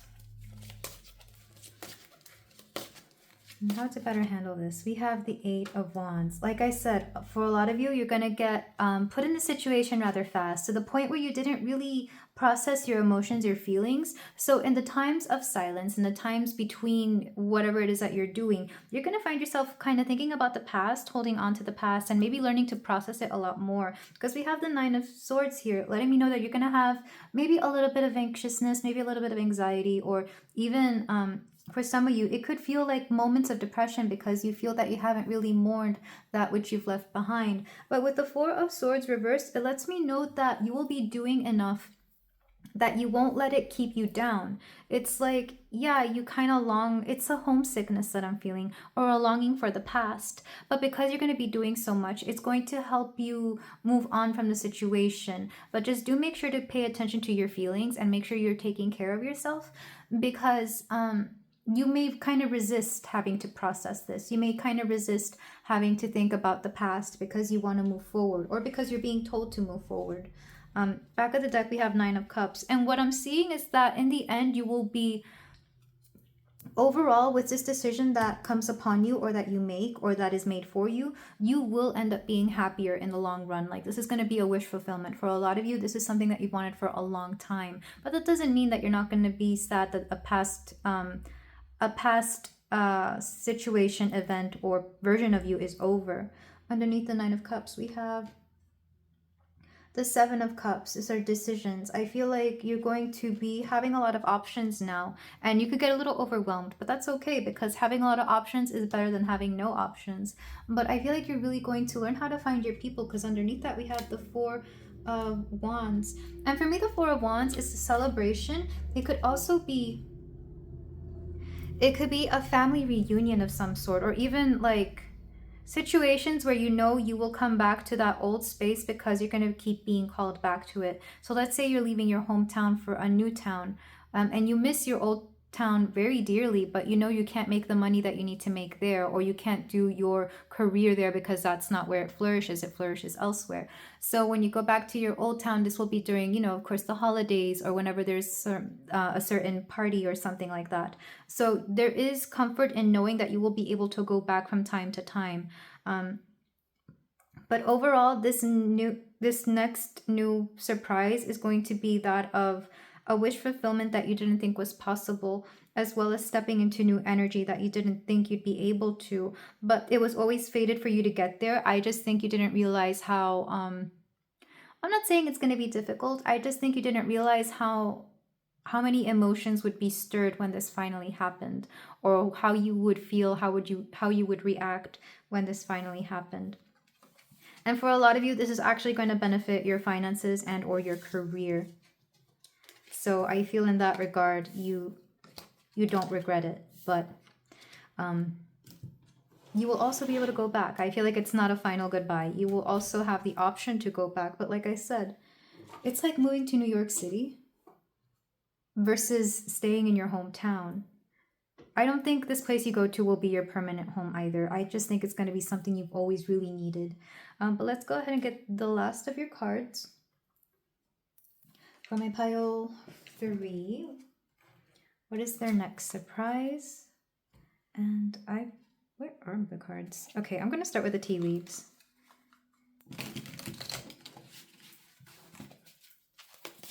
For my pile 3, what is something else about their next surprise? We have Hand, in need of help, assistance, and guidance. So somebody may end up helping you out. We have Rose. Romance is in the air. What did I say? For a lot of you, there's like an undertone of romance here. In fact, the other two piles, they were both roses, but neither of them really had anything romantic going on. But I feel like your next surprise will involve a little bit of romance, pile 3. We have Fly, a period of ill health, depression. That's what I was saying. Like, for some of you, you're going to have a little bit of a depression about this new stage of your life, or this new thing that you are taking on.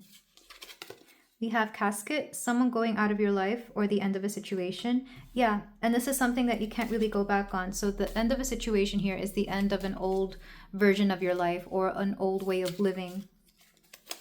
It could involve people as well that you're no longer going to see. We also have Valley, deep personal strength and peace that assures success. Yeah, and that was the feeling I was feeling in the beginning with the oracles, that there is a sense of peace and success within you. Like, and it's so, the energy was so comforting. It was like, you know, when you see people who are just very at peace with themselves, like they don't need any outside validation. They don't need anything. Like, they don't need anything because they already understand and know that they are everything onto themselves. That's what I was feeling for you, pile 3. That's the kind of feeling you're going to come into, and it's so beautiful. I'm very happy for you. Let's get your let go cards to see anything else you need to let go. Of course, with this undertone of romance, it could just be that you're getting like a lot of new dates. Like you might be dating multiple people because of all the attention you are receiving. We have this one. You will climb that mountain and then the next, which will bring great joy. Yeah, and we have this valley here. It's like valleys and mountains. You're going to keep achieving success wherever it is that you're going. It's like success after success after success, or just great things happening for you. You're going to be busy because you're going to be in demand. We also have this card. Oh, I love her expression here, how she looks so happy. Don't push or grasp for what you want. Let life come to you and flow through you. I feel like in this next chapter of your life, you don't have to try so hard to get the things that you want. They're going to easily come to you. All you have to do is express that you want it and it shows up for you. I'm literally seeing somebody sitting at a restaurant or a cafe or something, and you just, you politely ask for something and boom, it shows up for you. It's like the universe is your butler or your server, your waiter, and all you have to do is ask and the universe will present things for you. I'm seeing multiple like choices of these things that you've asked for. We also have this one. You are willing and able and won't give up or stop hoping. Enjoy your journey to love. Like I said, there's love here. It could be the love of people or romance. If you already are romantically involved, this could just be new friends that you're making that are really going to help you feel at home in this new area of your life. And then we have the ritual cards for my pile 3.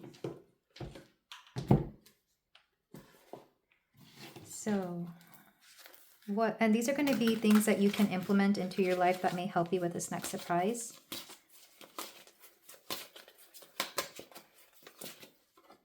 We have Athame, a detachment, action, and empowerment. So a lot of you are going to detach from an old version of yourself, or maybe even from, I'm seeing there are certain people that are just no longer going to be in your life, and because you've said goodbye to them, new things and new people are going to come into your life.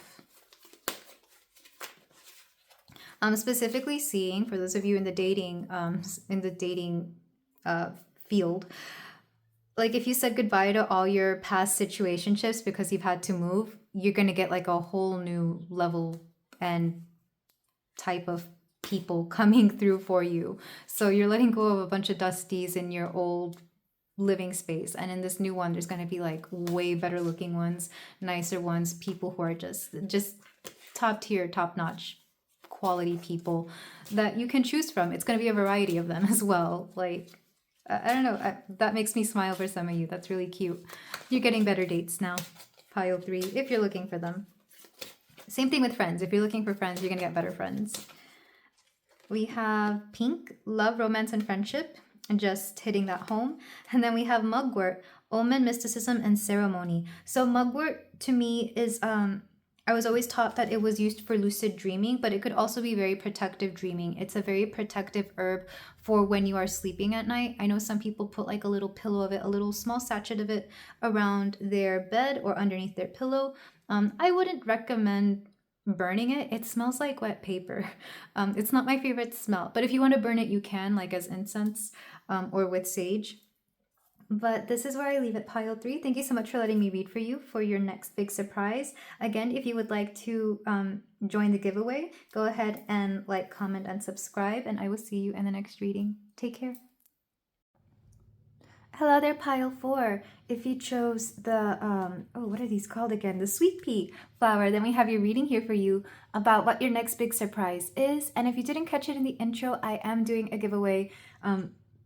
I'm going to give away 2 30-minute readings, and the way you can join the giveaway is through liking, subscribing, and of course leaving a comment down below on what your pile is, whether you want to claim anything, as well as any other thoughts that this pile may have given you.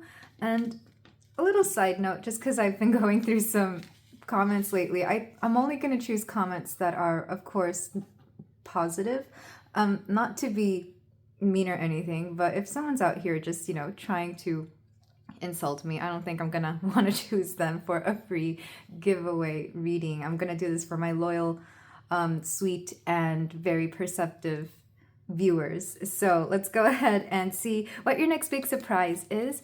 So for my pile 4, we have the sweet pea, we have departure.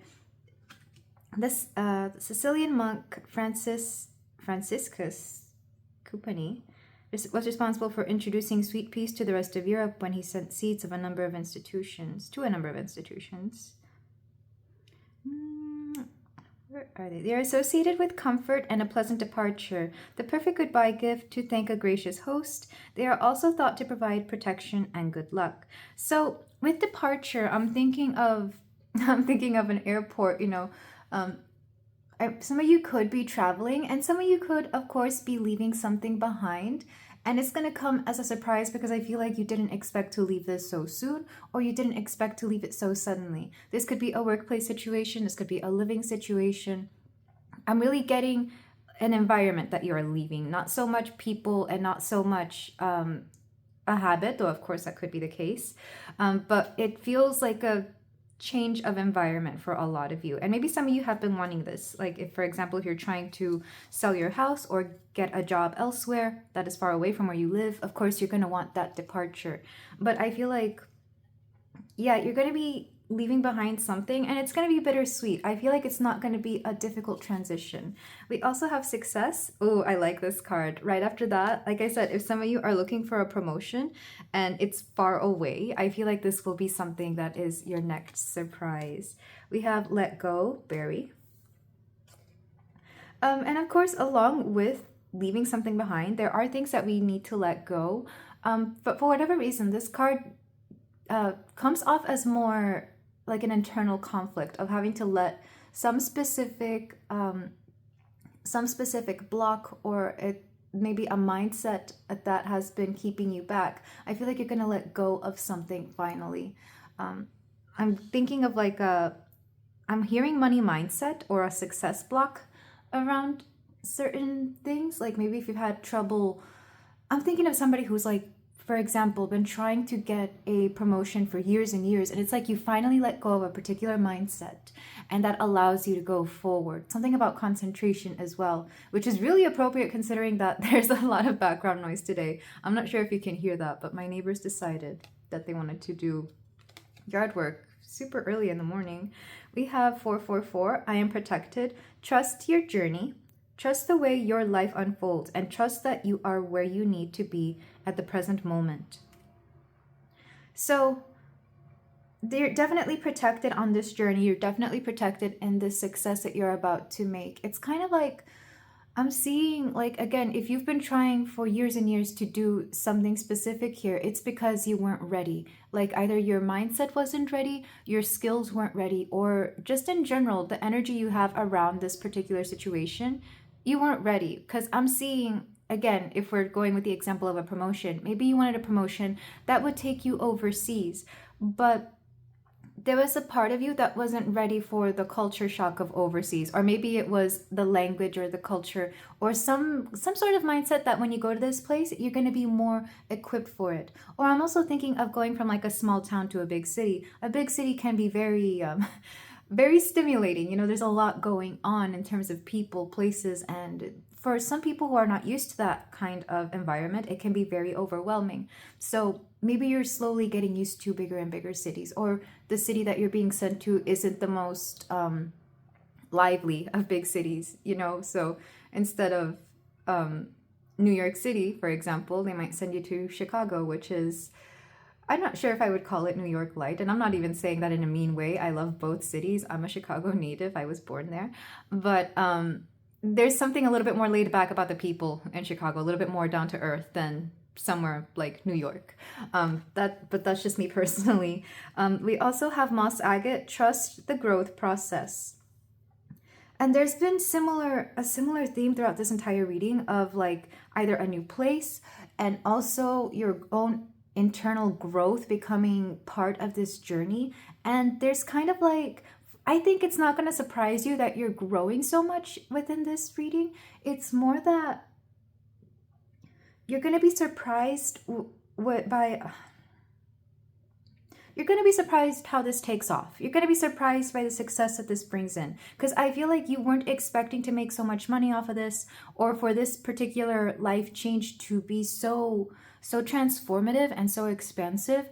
For example, it's like you don't just leave behind an environment. This new environment is actually more, it's conducive to your growth in general. Like, it could also benefit your health, either mental or physical. It could benefit your social, I'm hearing social health, whatever that may mean. So maybe you make better friends in this environment. You make better choices in regards to people. If you're dating, you could be choosing better dates. There's something about leaving behind a mindset. And because you've left that behind, it's like more doors open to you to healthier ways of living. Especially, like I said, a lot of you, I think you're moving countries, believe it or not. Not everybody, of course, because not everybody wants that. But it's like if you move to a different country and the food there is healthier, or the lifestyle is better, especially because, for example, I live in the US, we rely on cars a lot here, at least outside of bigger cities. So moving to somewhere like Europe has a lot of very walkable cities. I feel like that would benefit you because you'll be walking more instead of living a more sedentary lifestyle. Or the food, I know the food in a lot of, even in countries that are not as, I don't want to say advanced, countries that are a little bit more quote, quote, poorer. I don't like to say that either because I don't want to sound like I'm talking bad about certain countries.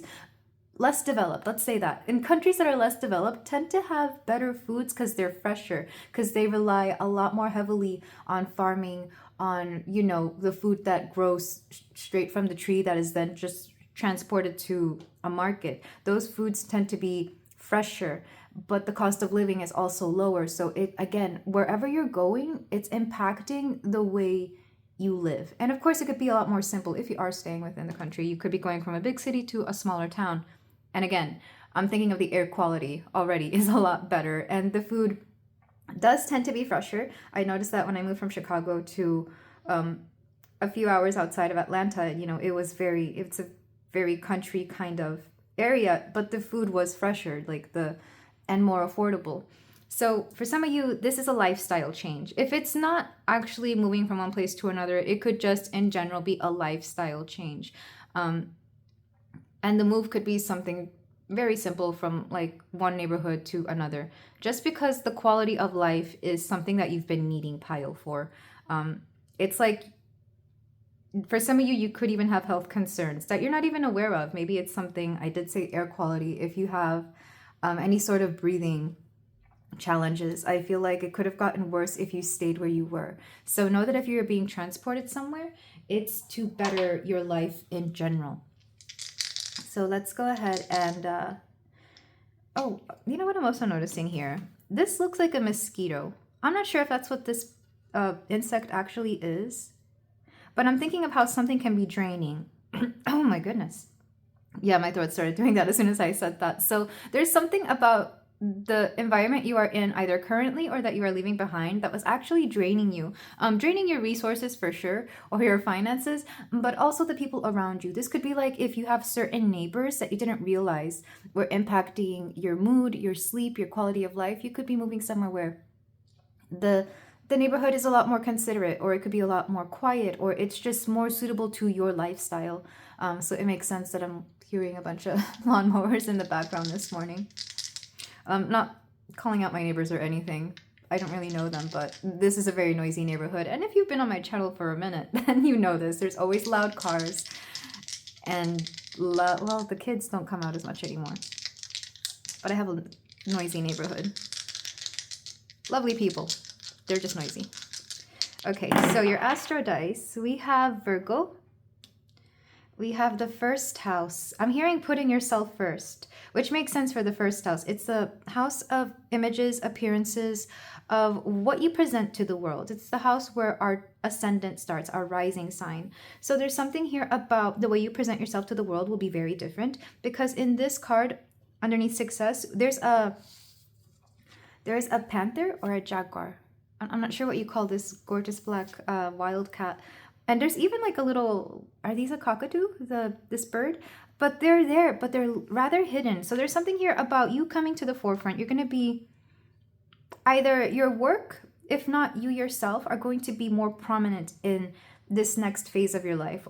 Of course, a surprise could be that you could be going into the public eye and it won't be phasing you, or you could become a lot more, I'm hearing like a prominent member of society. So you're going to be a lot more social, because again, social health, I've never heard that term. I'm not sure if it's a thing, but when you're surrounded by the right people, they make you shine. When you're surrounded by the right environment, the right community, you stand out and you succeed. So there's something here about your success coming first and the people around you really wanting to help you in this. We also have Pluto, the planet of transformation, and I feel like a lot of piles today have actually gotten this planet, which makes sense. I feel like people like to ignore Pluto, not just because it's no longer considered a planet, but in astrology, we do consider it a planet. It's more that transformation can be very surprising. I'm thinking of, why am I seeing like the ugly duckling turns into a swan? Like nobody suspected that this duckling that wasn't actually a duckling this whole time would turn into the most beautiful swan. Nothing against ducks, of course, they can be just as beautiful too, but swans have an elegance about them and they're definitely not ducks. Something about being a fish out of water. Lots of water metaphors for this particular pile. I feel like you're finally going somewhere where you belong. You're finally going to an environment that is more you, whatever that environment may be. Because I've spoken both about moving to somewhere larger and moving to somewhere smaller. But every single environment can allow certain people to thrive. Some people thrive in big cities, some people thrive in small cities. I don't think one's better than the other. It's all about what you want. But regardless, there's going to be a transformation. So when you start posting online, if you do, or when people, see you again from wherever it is that you were, they're going to wonder and ask, what have you been doing? Or, you just look so different. Like, you'll look like yourself, but a shinier version of yourself. With Virgo, I'm getting a lot more attention to details. I'm getting your skill set and your work environment really changing how you are.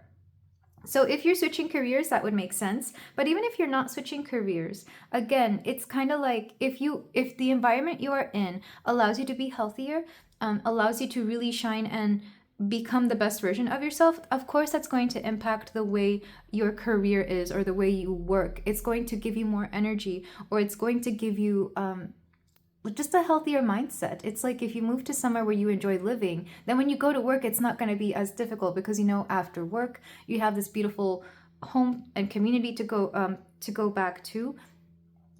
And or the environment at work could also be different. Maybe the people that you work for or work with or who work for you, they're going to have a different way of living, a different mentality that is actually going to be better for you in the long run. So I really like this. It's kind of like your next big surprise is kind of an upheaval of your life for the better. And I feel like letting go and burying something, you're letting go of the mindset of change. Like for some people, they're terrified of change. And this could be you.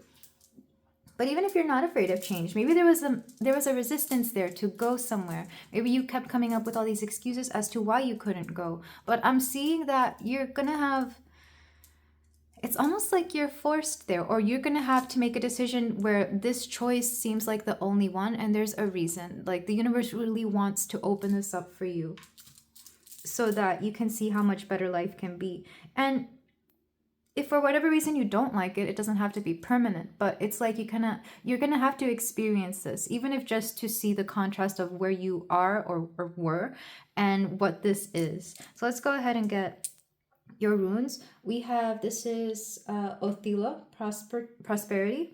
Yeah, like I said, you're going to come into prosperity here, whether it's through your personal well-being or monetary, or even just the way the world receives you, which I know can seem weird, but sometimes it feels like the world opens up for us and with us and really allows us to live our best life. I'm kind of talking a little bit of law of attraction here, and that would go with the mindset, actually. Maybe you had a weird mindset towards law of attraction, where you felt that you couldn't attract anything because there was something off here. But there's something here about, like I said, in a better environment, you thrive. And when you thrive, you allow better things to come through. Or better things.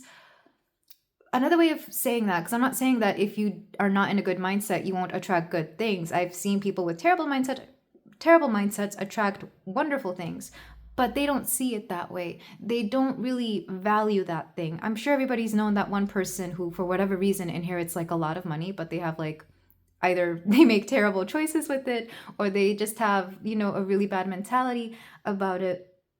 And what ends up happening is, you know, they create more problems with that money, or that money ends up leaving somehow. So what you're doing, like I said, you weren't ready for this in the past. You're creating a better mindset to allow prosperity to become permanent, or to become an everyday habit of yours. We also have, this is Ingu's fertility. So you could take this literally if, of course, you want to have children, or if you want to create something. It doesn't have to be, of course, having children or pregnancy or anything. It could also be creativity here. And the way I'm seeing this is that your environment could really inspire you to start doing something where you create something either for yourself or for the world. Usually when we create, it's something that is meant to be shared with others. So I feel like for a lot of you, you're creating something here. It's going to inspire you to create something. It could be a business, it could be art, it could be, and I guess that would make sense if you're in an environment that you know is healthy and wonderful to raise children in. You could be kind of, if you were on the fence about them, that is, you could kind of shift your mind towards having them. So take that as it resonates. Regardless, there's something about your creativity coming into play here. And we have, this is Anzu's wisdom. The way I'm seeing that is that your mindset, there's something very strong about your mindset here. Your mind is changing for the better. And with that comes wisdom. And I feel like, I know this sounds odd, but I'm feeling an anger here. Like some of you might be a little angry that you didn't make this transition sooner, or that you weren't here, you know, like you weren't in this mindset 5-10 years ago. There's something here about understanding that the things you've been through in your past are only meant to add to your wisdom. If you hadn't known what being without this was, you would have taken it for granted, or you would not have appreciated it as much. And I'm not saying that people have to go through terrible things to appreciate good things, but there's something here about understanding its value, understanding that this doesn't come by every day, or that some people take for granted the beautiful things that they are given. Because I keep being brought this example that you've seen people who are given wonderful things and they don't seem to really appreciate it. Yeah, because I'm seeing, for example, if you're being surrounded by people who are wealthy, or I think specifically like children of wealthy people, they don't understand how lucky they are to have parents who know how to build that wealth or maintain that wealth. Or if we're talking about something else, like a big city, maybe there's people out there, they're like, oh, I hate this city, I hate this and this because it's so noisy and the people are a certain way. But you're like, well, there's so much variety here, and yes, the people may be angry, but at least you know where they stand with you, as opposed to certain places where fake niceness is very common. I'm very familiar with fake niceness, and at least on an energetic level, it doesn't feel great. It can feel, I would prefer somebody to be honestly mean toward me, and at least I know where they stand with me, as opposed to pretend that they like me and not really know where I stand with them, or have a weird gut feeling but I can't act on it because they're being fake nice to me. So that's just from an energetic standpoint. Take that as it resonates. But the wisdom that you've learned from your past, you wouldn't trade it for anything else, because that's going to allow you to really appreciate what comes next for you, pile 4. So this next surprise, I feel like it's a lot of small things that when you add them together is going to equal a very beautiful life for you. Something, or if it's not a completely beautiful life, it could just be a lifestyle that really, really suits you. Because I think for a lot of you, you've been wanting this for a long time, but you got caught up in whatever it is. You know, you got caught up in life, whether it was your job, a family, if you already have one, or maybe something else, your family, your friends. You got caught up in living your life that you forgot you had aspirations to do other things. And it's kind of like these things are coming toward you in an unexpected way, because I really do feel, like I said, you don't really get to choose this. It just happens for you because you had to see it. And whether you want to stay in it or not, that you will have a choice in. But let's go ahead and move on to the tarot, because I want to see more specifically where this is going. Because I literally see you waking up one day, you go to work and you're told, hey, would you like to move to XYZ to open up a division there or something like that? And you're just like, Yeah, I don't see why not. Or it could be that it starts off temporary, but as soon as you go there, you realize that a position is open and the pay is better and the environment is nicer. You get like a trial of this, whatever it is, but it feels like it will become permanent regardless because you're not going to want to let it go, or it's just going to make so much sense to you. But let's get your tarot to see more specifically what is coming towards you that you're not expecting. Any surprises for my pile 4? And these may or may not have anything to do with what we looked at in the oracles. So externally, what's going on for pile 4? We have the 6 of Cups, nostalgia. There's a lot of bittersweet memories here. Even if you feel you don't really have an attachment to this past situation or your current situation, I feel like it's going to surprise you how many people come through and say that they're going to miss you, or that they value you, or that they want to keep in touch. It's going to bring the real ones out of the woodwork, essentially. Specifically the real ones, because people who don't really care about you, you know, they don't really say anything. If anything, you see jealousy within them or even anger. But the true people who really want the best for you, they're going to have nothing but wonderful things to say to you and about you, and well-wishing. Because I'll be honest, pile 4, I'm getting the sense that you're not surrounded by the best people. Specifically your friends. Or I guess if they're not friends, then your social group, your social circle. When you start leaving and you start seeing the envy in their eyes, you'll know who was actually there for you this whole time. Something internal is the Hermit reversed. And this makes sense because, like I said, right now you're kind of hidden away. Right now you're living in the shadows. And maybe you want to. Maybe you don't want to really go outside and you prefer to be your very much introverted self. But you're going to surprise yourself by how extroverted you can be when you're in the right environment. Or if not completely an extrovert, because I doubt a lot of people would make a 180 that quickly, you could be an ambivert, or whatever the version is, where sometimes you're extroverted and sometimes you're introverted. But definitely your extroverted side is coming out here. I'm not saying that you're going to give up the introvert lifestyle, but you're going to be surprised with how much you come out of your shell, essentially. Let's see any steps you can take to make this transition easier. We have the 6 of Pentacles. Do watch... so I'm hearing watch your spending, because I feel like you're gonna have to get used to a new, like, what it could, it could be like a new monetary system. Maybe wherever you're going, the value of your current currency is just different. So of course you're gonna have to watch your spending. You could also have to get used to like how things like taxes work. I know when people come to the US, taxes are added at the very end of everything, so everything ends up costing more than you realized. And you can take that in more ways than one for the US, because when I go to places like Mexico and Europe, it's just one flat fee. You know exactly what you're paying. So you could be, you're getting used to one or the other. You could also be getting used to currency. Some people still, like some places in the world, still pay with coins and bills as opposed to credit card. In the US, we use a lot of credit card, but in other countries, you know, coins, especially in like a small market, are very common. So balancing out your finances, but also balancing out your lifestyle. I feel like if you are going from a very sedentary lifestyle to a more active one, your body may have to take some time to get used to a lot more activity. It could also be the food. I know some people have a hard time adjusting to food, but regardless, balancing out a lifestyle here. Let's get more ways to make this transition easier. 7 of Wands. I'm hearing to be okay with understanding that you don't know everything. Because it's kind of like if you come to a new society, a new social environment, a new neighborhood, there could just be certain customs or certain ways of being that are very different from what you're used to. And that's even true within countries themselves. Certain places in certain countries are just very vastly different.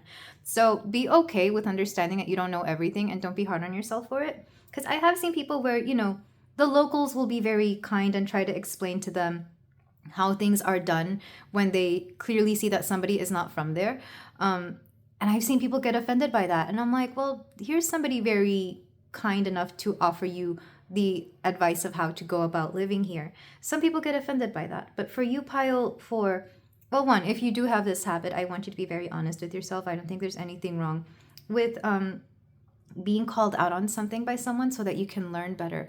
And two, if you are somebody, because I feel like a lot of you would be very respectful and mindful of customs and the way things are done somewhere. I feel like, again, don't be hard on yourself. Don't get mad that you didn't, or don't, be hard on yourself that you didn't look this up before you went there. I feel like that's one way of bonding with the people around you, is knowing that they're looking out for you and telling you how to do things in, different places. Let's get one more card. And this could be anything else that pertains to this. We have the Tower reversed. Like I said, I love the Tower card because to me, it's a card of surprises.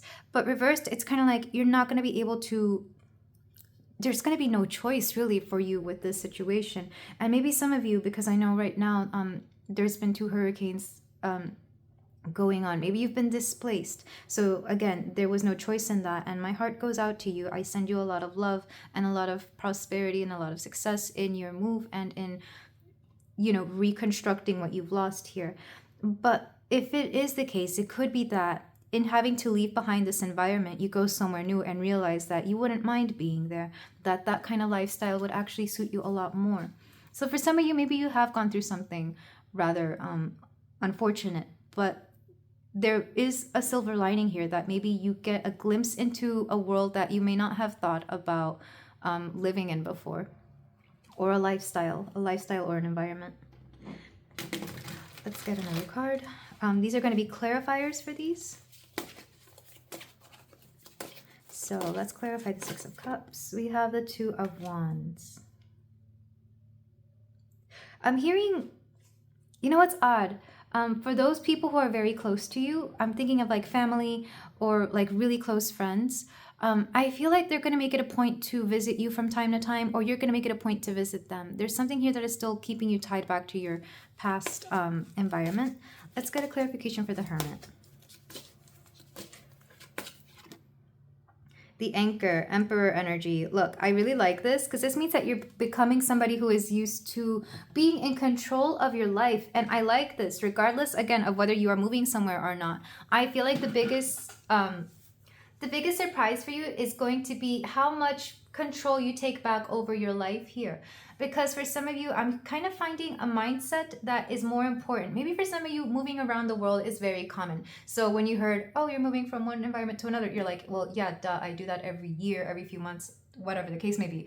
But the biggest thing is that you're finally taking back control of your life here. And I kind of like this because for a while, it felt like you had no control over your life, whether it was your finances, your emotions, your health, the things around you. You're finally taking back control, and this is going to be wonderful.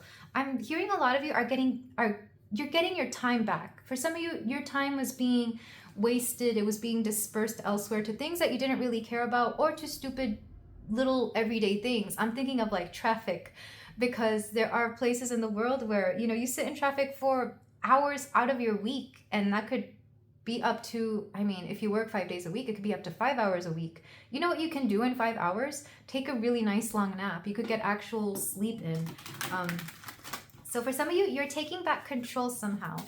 And like I said, it could also be your health. It could be whatever it is. Let's clarify the 6 of Pentacles. We have the 4 of Wands. Like I said, you're finding better people. Whether these become your friends or they're just your neighbors, or, the everyday people that you see every day, like out of routine. Like I'm thinking like the secretary at your workspace, or, the guy at the local market. I feel like you develop a better environment. That's what I'm seeing with the 4 of Wands. It can mean a celebration, but I'm seeing it more like people celebrating you every day in ways that you accept and that make sense to you. This is just, because I'm getting like the barista being very happy to see you and knowing your order, knowing your name and how to spell it right on your coffee cup. I'm thinking of Starbucks for some reason. You become a local to the area and people know you. We have The Eight of Swords reversed, and I like seeing this card reversed. It means that you're finally letting go of all the limitations that you have set on yourself, or that you are no longer making excuses for all the things around you.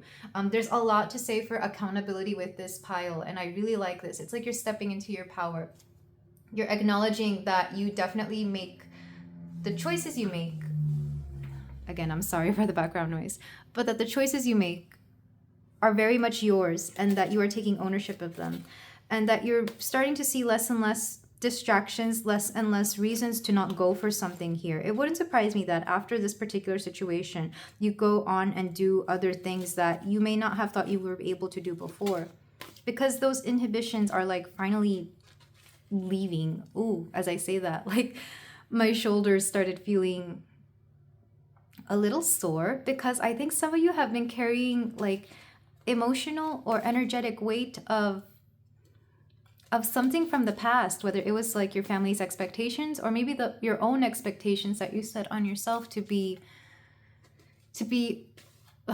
like, I feel like you were just very hard on yourself, pile 4. I keep getting that with the 7 of Wands and the 8 of Swords. Like, you could have been zeroing in on a specific mindset, or like a specific goal that you forgot to live. You forgot whether it made you happy or not. Let's get one last card. We have the 5. Is this the 5 of Swords? Reversed. Usually, 5 of Swords is like win some, lose some, or like something where nobody wins out. But you're going to start seeing, again, the positive in a situation where, because like I said, this particular situation, you had no control over whether you were going somewhere or not. But ironically, you gain control back through that very situation. It could be like the straw that broke the camel's back. You probably had it in your mindset that, okay, this is the last time I allow the universe to decide for me. I'm going to start deciding. But what you are actually doing is you're deciding in conjunction with the universe, because the universe has always been there to help you set up the lifestyle you were meant to have, or one that was to better benefit you. And I kind of really like this. I like that not only are you stepping into your power, but you're allowing the universe to work with you, because for a long time you felt that you didn't have a choice in the matter. But the truth is you do. You just have to work along with what it presents you, whether it's good or bad. I'm being shown the scene from The Matrix. You could take the blue pill or the red pill. So it's along those lines, pile 4. Let's go ahead and get your closing advice, because I want to see what else you need to know about the situation. Okay, we have this one. Meditate to dispel all fears and become a beautiful, enchantingly magnetic person. Yeah, I feel like your magnetism is going to rise. People are really going to like you in this setting. It's kind of like certain settings can allow us to like ourselves more, because we become a more authentic version of ourselves there. We also have this one. Dismiss thoughts that don't lead to the garden of infinite possibilities. Yeah, I like this. It's like anything, any thought, any mindset that isn't benefiting you, you're letting that go, because it's kind of like you're no longer allowing negative thoughts to get you down, or you're no longer allowing negative mindsets to become you. I'm not saying that you're going to let them go entirely, because there is a healthy sense of cynicism, or a healthy sense of like looking at things without rose-colored glasses. But it's kind of like you're not going to allow that mindset to become a fear that you make a choice out of. Let's go ahead and get your ritual deck cards. These could be certain things that you can use to help you out on this journey. We have Kyanite, connection, unity, and truth. I like this. Your throat chakra is definitely opening up in this situation, because like I said, for some of you, you could be I'm hearing learning a language, and I feel like when you learn a language, it opens up the throat chakra, because you open up a new channel to communicate. We have Sagittarius and Gemini here. Both signs I've always associated with movement, with travel, so that's just confirming that from before. With truth and connection and unity, it's kind of like the truth brings you better things to you. When you speak your truth, you allow things that are meant for you to come through. Let's get another card. Because if you're being something fake or being something that is not very you, you're not going to draw that which is meant for you. And I know this is odd, but I feel like for some of you, this pessimism that's become a part of your personality isn't actually very you. Take that if it resonates, of course, but I feel like that's a little bit of a harsh truth I needed to give somebody here. And I say that with a lot of love, as somebody who also used to be that way. And then, okay, we've got 2 more cards. We have Selenite, Perception, Spirit, and Light. Oh, I like this. And it's always interesting that this card associates Selenite with Taurus, because I would associate it with like all the signs. But I think I see why. There's something very steadfast about Selenite, but it's also steadfastly, it's a, I use, excuse me, pile 4. I associate it with the crown chakra, and that's our connectivity to the divine. That's our connectivity to the world, to the universe, to that which allows our life to be a little bit something more than just ordinary. And with Taurus here, it's like it becomes a habit. It becomes a good habit. So just, this is driving the point that you are building better habits in whatever new space you are entering. We also have air, imagination, aspiration, and movement. So I feel like for a lot of you, you've been needing this breath of fresh air. You've been needing this particular movement because it was always meant for you. You were meant for this beautiful change. Let's get the rest of your cards, some tea leaves.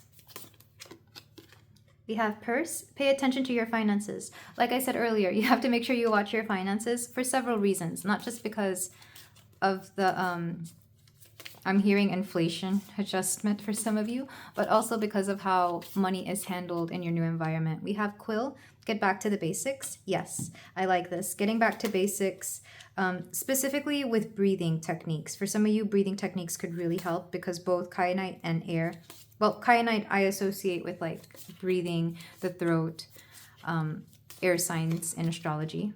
Seahorse, family matters. Yeah, like I said, for some of you, your family could be involved somehow. Or your perceptions of family could change as well. Younger man, dealings or relationship with a younger man. So for those of you who are into men, you could be finding a younger man here.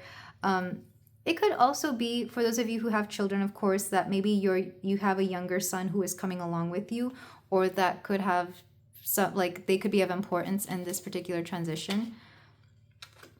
And of course, if you are a younger man, this could just be you. Let's get, including those who don't think they're a younger man. If you are under 40, heck, even if, I don't know, let's cap it off at 60. If you're under 60, you're a younger man.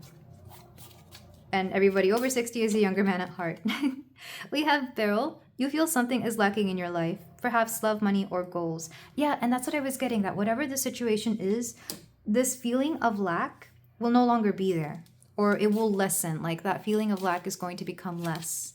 Needle and thread. A sincere wish will be granted. Yeah, I feel like for some of you, this could have been a wish you've always had, but you kind of left behind. Like I'm talking about a wish from years and years ago.